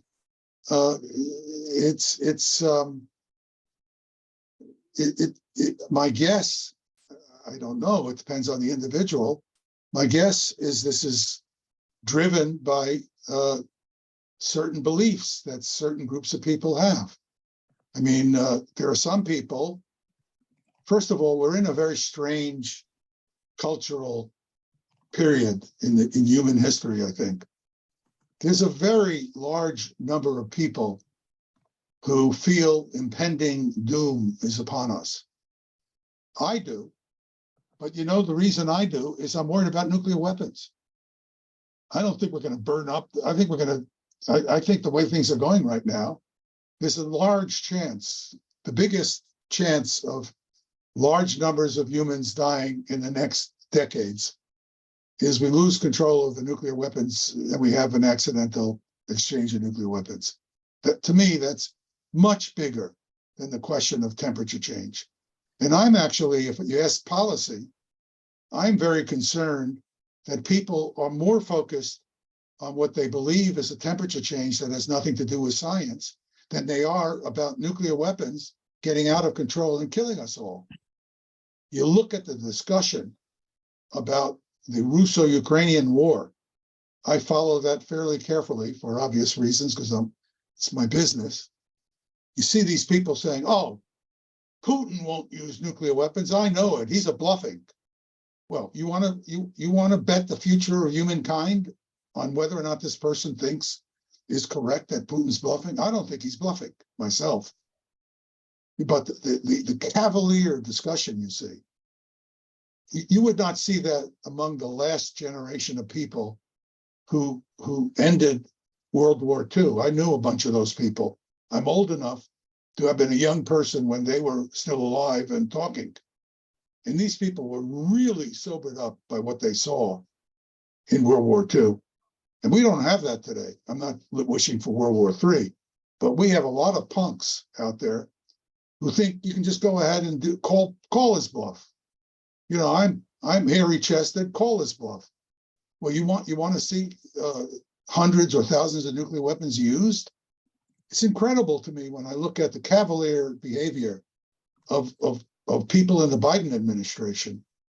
I'm just afraid for the country and for the world. I'm not worried about the earth burning up. I'm worried about the earth becoming a nuclear radioactive wasteland. Ted, So, I'm okay. going to interrupt you. And in the question and answer section, someone asked about, is the climate, you know, Judith is flat out saying it's a hoax. There is no,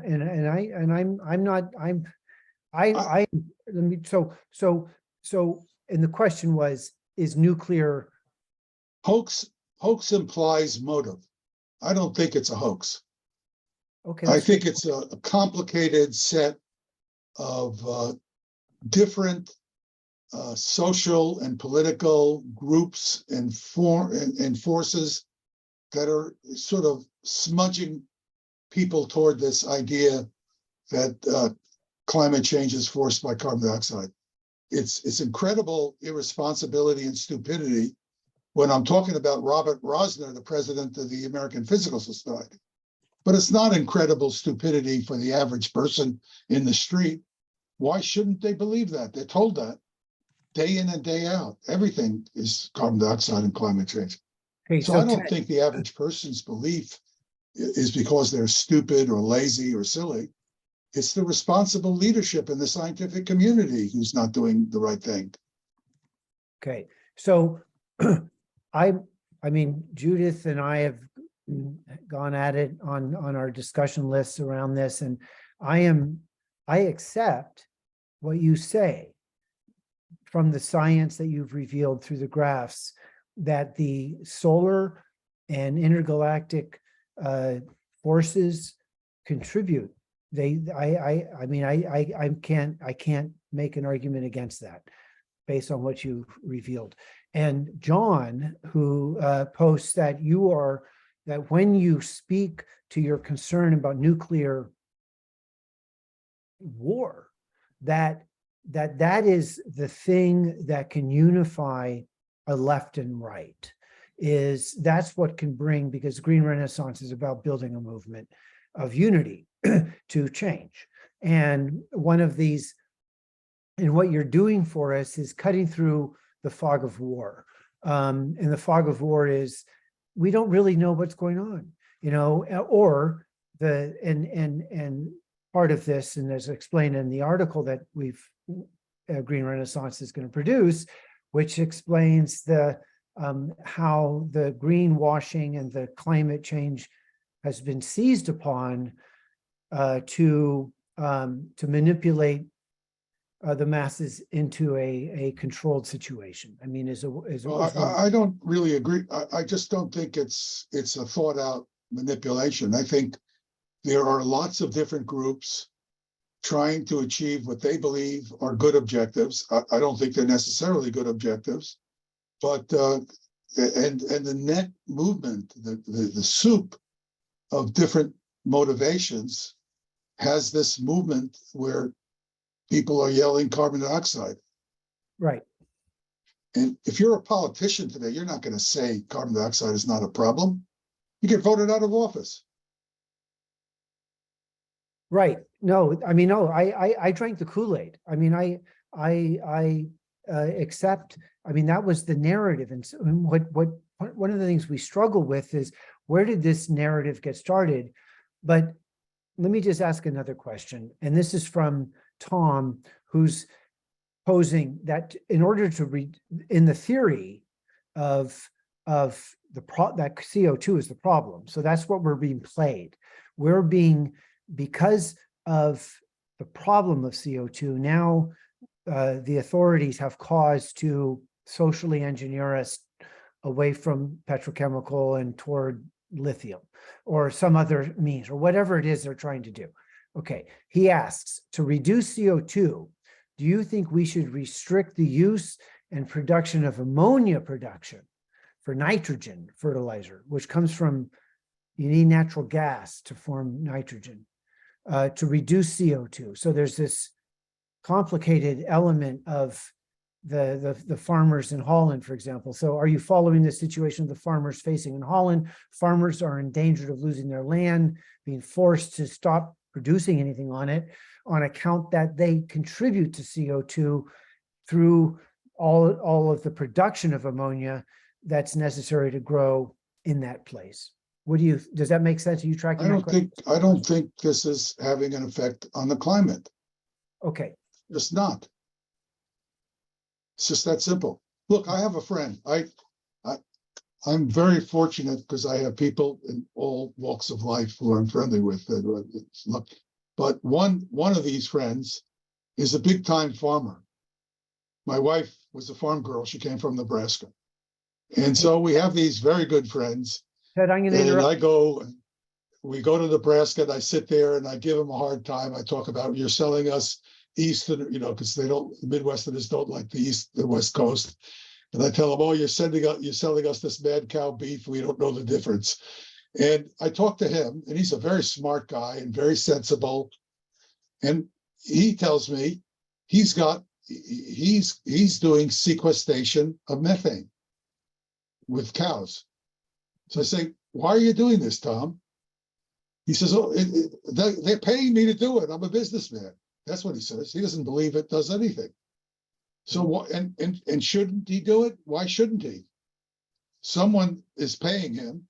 He tells them it's worthless. They're still willing to pay him to do it. And, why not do it? He's not an evil person. He's a very nice person. He's a very, very moral and ethical person.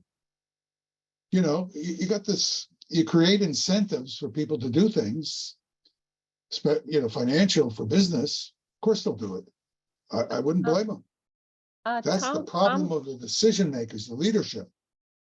excuse me, Tom suggested a housekeeping thing. He said, if we're done sharing the screen, that perhaps we could turn to the larger. You want me to take, yeah, I'm happy Oh, to, only if there's Fine. not other screens that you'd like to share.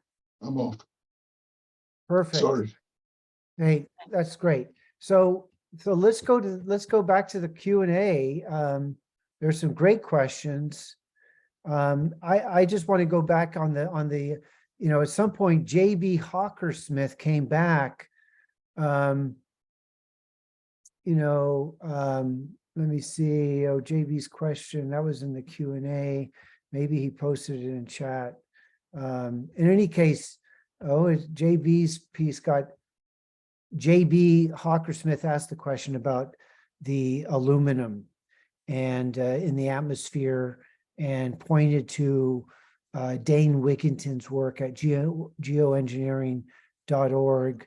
I really don't know anything about that, and I think it's a side. Well, the point is, he produced a movie called The Dimming, and so JB invited you to look at that movie, The Dimming, and what it is that Dane and his people fly an airplane through cloud structure, and they found that there is in fact aluminum that's being dispersed in the stratosphere, which kind of supports one of the slides you posed, which introduced the aluminum ion in the atmosphere. And you said from your study that it was produced by the stuff coming from space. I think there's some amount of aluminum that's produced. I'd have to look at that up, though. I just. So Dane Wigginton is doing some studying on what's in the atmosphere, and so that's the just a question. I can't find the question. It's it's in there. I put it in the webinar chat, and I put it into TED Direct. Okay, that's fine. So Ted, check it out. You know, that's from just another climate activist, if you will. Let's go back to some of these questions. There's some great questions here. Does Tom, do you have a question? Did you get your question answered, Tom? Well, I got a bunch, but I was trying to prioritize them. The tipping points and positive feedback loops, that's like a nightmarish scenario that's brought up over and over again. You know, that'll be runaway. People think we're in runaway climate change now, and you know, in control system theory, positive feedback is kind of scary. And then another simple one, maybe I'll just limit it to two, is I'm curious if there's some constructive comments that you could make on the climate change article that we did work on. But the first question was about the feedback loops and the tipping points. So let's just Look, yes, feedback. we loop. don't understand the feedback loops, okay? A simple way to, let me describe how a computer model works that is allegedly calculating, you know, the climate characteristics of the planet. So you have this model. You assume that sunlight is coming into the Earth's atmosphere. The sunlight heats the atmosphere. The carbon dioxide absorbs the sunlight, heats it. It could be methane, it could be anything. We have a greenhouse gas that absorbs some amount of the sunlight, and through a series of vibrational, collisional, and whatever microscopic processes, heats the atmosphere. So the atmosphere becomes warmer. Now, if I had carbon dioxide in dry air, let me just start with a simple example. I have a glass and I have carbon dioxide with dry air, and I'm shining light into the glass. Every time I double the concentration of carbon dioxide, we can predict that the temperature will rise about 1 degree Celsius for the Earth. if the Earth were simply could be modeled as, this glass with dry air, you would have a doubling constant of concentration constant of 1 degree Celsius per doubling. So if you double that again, so you get 4 times the carbon dioxide, then you have a 2 degree change. It goes as it's a thing called the Arrhenius rule, an equation that nobody argues with, that was derived at the beginning of the 19th century. All right, so you have this rule. It's called the doubling temperature. So, and it's about 1 degree. We know that from basic physics. All right, so now let's say, all right, and now the jar, let's put water in the jar. And as the jar heats, water comes into the, evaporates into the air. So now you have carbon dioxide and water vapor, and the water vapor is a strong absorber of sunlight. So it's going to get hotter yet. It's going to get really hot. However, if the jar has a temperature gradient, the change in temperature like the atmosphere has, the water at the higher level will condense into clouds. And those clouds will block sunlight, the light coming in. Now, if I increase the carbon dioxide and more water evaporates, you would guess that the clouds get thicker and thereby cut off the heating. You have a stable system, which is what we see when we look at the Earth. I'm not talking about the computer model. What we see when we look at the Earth is a stable system. Carbon dioxide goes up. We look at the history of the Earth. The planet doesn't go into runaway. We've had times where the carbon dioxide was much higher. Planet didn't go into a runaway cycle. The planet fluctuated with the cosmic ray intensity, but it did not go. It was after the carbon dioxide changed after the cosmic rays caused the change in the temperature. So, all right. So we see from the physical world, the real world. Now, what do I do with the climate calculation? If I take that calculation, I say, when more water evaporates, fewer clouds occur. Because I don't know how to model the clouds. The clouds are so complex that I'm using all kinds of complicated models for the clouds. So now I make this assumption. It's a modeling. It's not based on fundamental physics. It's a modeling assumption. Well, as clouds open up, I get runaway cycles. And I get this runaway heating that the IPCC, International Panel on Climate, IPCC, is running around telling people. And these are computer models. They have no ground truth at all. Now, I'm not saying they're worthless to do. If you ask me, is the science that people are trying to emulate useful to understand the climate issues better? I think it's a good thing to do. So I'm not saying it's fraud, but I am saying that anybody who says it's predictive is fraud. If someone tells you that these models are telling you really accurate predictions, they either don't know what they're talking about, or they're frauded, or they're lying to you. That's my position. I know people who believe that these models are telling them useful things. I don't necessarily disagree with them. But when if anyone tells me that they can predict what's going on, then they're either very naive about their own science, or they're lying to you. And there are some people who are very naive about their own science. I've met them and talked to them. Keep in mind that I was involved in this nuclear winter stuff. Yeah, So I it's met a lot of people who terrifying. did computer modeling. It's And I talked to terrifying, the them nuclear seriously winter. and earnestly as colleagues. So some of these people really believe that what they're doing, well, I think what they're doing is a good thing. For this nuclear winter issue needs to be studied. But anyone who thinks that these models are telling you exactly what's happening, or you've been eating banana peels or smoking them or something, it's just not true. Well, I just wanted to talk a little bit about the CO2 coalition. What's your view on the What? the CO2 coalition? Well, I'm uncomfortable with how strident they are. It's a personal thing. I think they're very strident. I think they're basically correct. I mean, what they're saying is basically correct. I haven't seen them Because say anything. they're What? saying that there's a 140 million year trend of dangerously decreasing CO2. That we are at a survival threshold I haven't level heard for that claim, so vegetation. I'm not saying that. Yeah, it's really, I've been digging really deep into that. We'll discuss that before.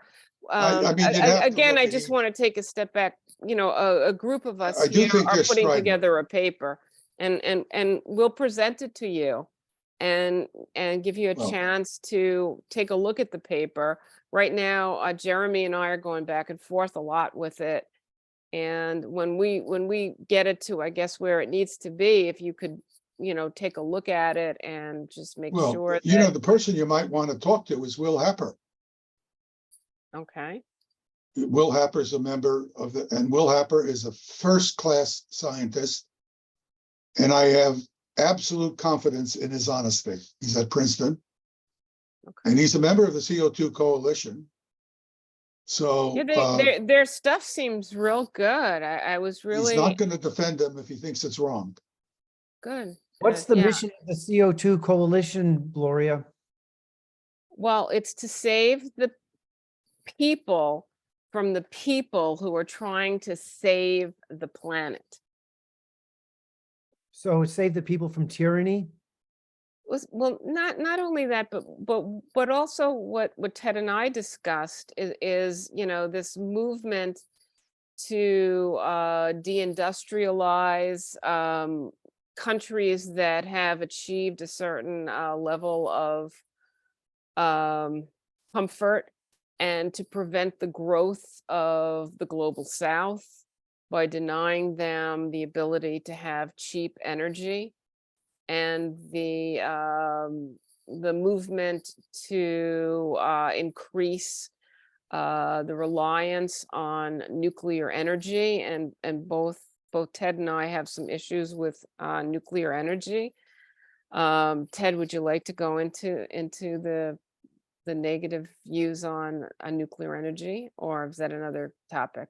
It's sort of, I can quickly give you an outline of my views. And I want to underscore that they are not, I mean, I have more than a passing knowledge of nuclear technology, but, you know, there's a lot of details that I haven't looked at, and I don't want to suggest that I understand them all.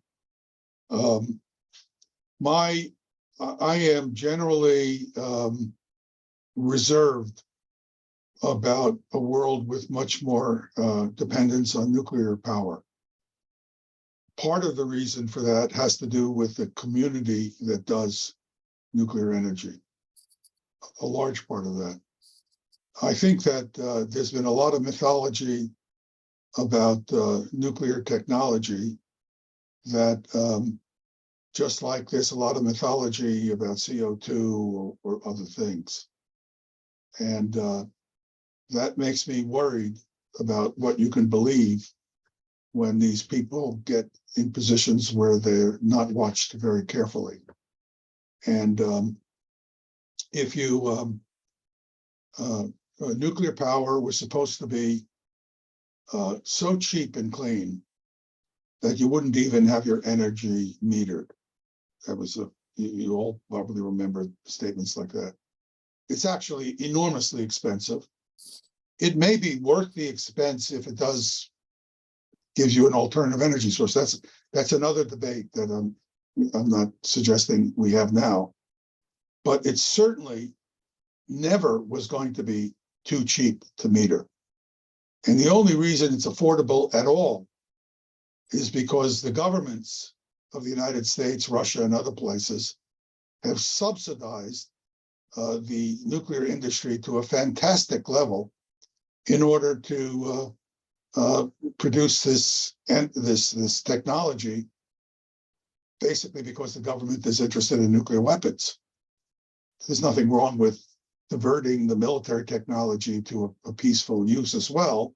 So I'm not accusing them of being closet weaponeers, but that's why nuclear power is in any way even roughly close to competitive with fossil fuels in terms of energy.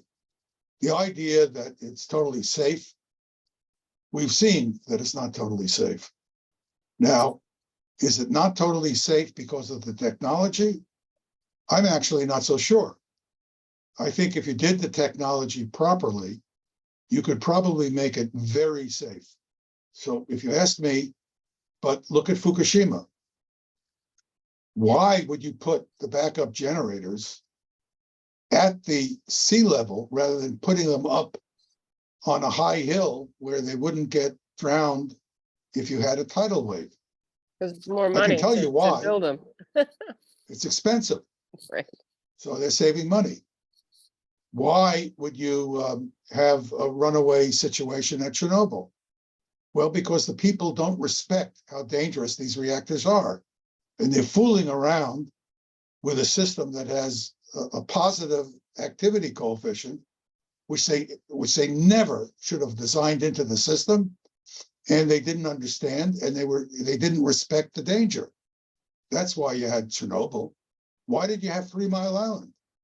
Because everybody in the control room was more concerned about keeping the reactor operating because the cost of being down because of the loss of electricity sales was so prohibitive that they turned off all the emergency cooling systems that would have shut the reactor down if they sat in the room and picked their noses and did nothing.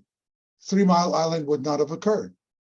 So now you ask yourself, like I do, how do you feel about nuclear power? Well, I have mixed feelings.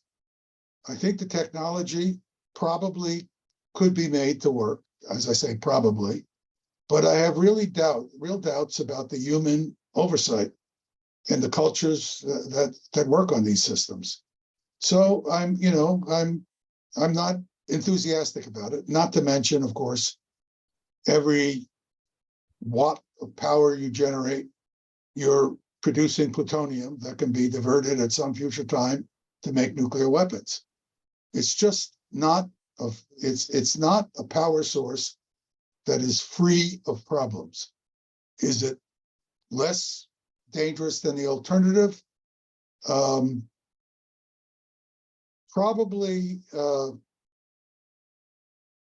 not. I mean, we're not going to burn up the planet burning fossil fuel. That's clear. So we don't need nuclear power to save the planet from a catastrophe of climate. Absolutely not. No way at all. Now, is it true that fossil fuel is poisoning the atmosphere and thereby poisoning us? Yes. So we really do need to figure out ways to work on the environmental effects and keeping these sources under control as best we can. Is it possible? I don't know. But Let me ask you a quick the question. idea that we have to run to nuclear power because the earth is going to burn up is absolute nonsense. And Right. I am, if I sound a little angry, I am, because I'm thinking of this guy, Rob Rosner, who I keep mentioning his name, who the only thing I've seen him ever do in policy is give an interview. Never wrote a paper of any kind on any scientific matter related to policy, but he's distinguished professor of policy at University of Chicago. Never did a thing as a scholar. But We're coming in up this to interview, let me 11:30. finish. Go ahead. In this interview, he says he likes the argument for global climate change because it makes nuclear energy look more attractive to people. That's what he says in the interview. This is the guy who's unwilling to do an honest study of climate, of the physical choices of mechanisms for climate change. He's got an agenda. I just want to say we're coming up to 11:30. I think we need I to think end, it's pretty end the late for me. webinar. for For me. some of us on the East Coast, it's getting a little late. So that's 11:30 East Coast time. So I'd just like to give, anybody a chance to ask any questions. And I would just like to restate and just end, our portion, which is first of all, thanking Dr. Postol for coming and giving us this talk and for helping us to understand this. And again, just to kind of describe who we are, we're Green Renaissance, and Chuck, we are Green Liberty Caucus, and we are members of the Green Party. Not that everyone has to be a member of the Green Party, but we are members of the Green Party, and we are focused on environmentalism. We don't see things in terms of left or right. We see things in terms of truth, and we look at facts. And we disagree, but we are not disagreeable. And It's the only planet we have, and I'm all for this environmentalism. I just, So- I disagree. There will be things I disagree with in detail, but that's true of us all. And the important thing for me is that we recognize that all of us are trying to do the best we can for the right reasons. And it's clear to me that that's going on here. And so I'm pleased that Thank you. to be able to help you out. Thank you. Thank you all. Thank you all. What a wonderful group. And I also want to thank our participants. We had, I think, 31 at our peak.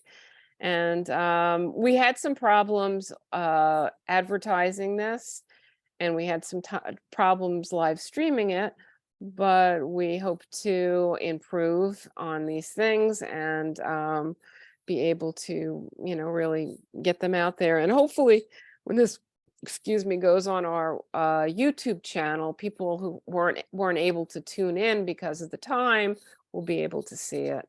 So please look at Green Renaissance Sovereign Rights Movement's YouTube channel. And right now we have a video up that you would approve of, Ted. It's of Scott Ritter talking about the real existential threat, nuclear Yes. war, Yes. because he talks about the times where we almost had a nuclear exchange with Russia.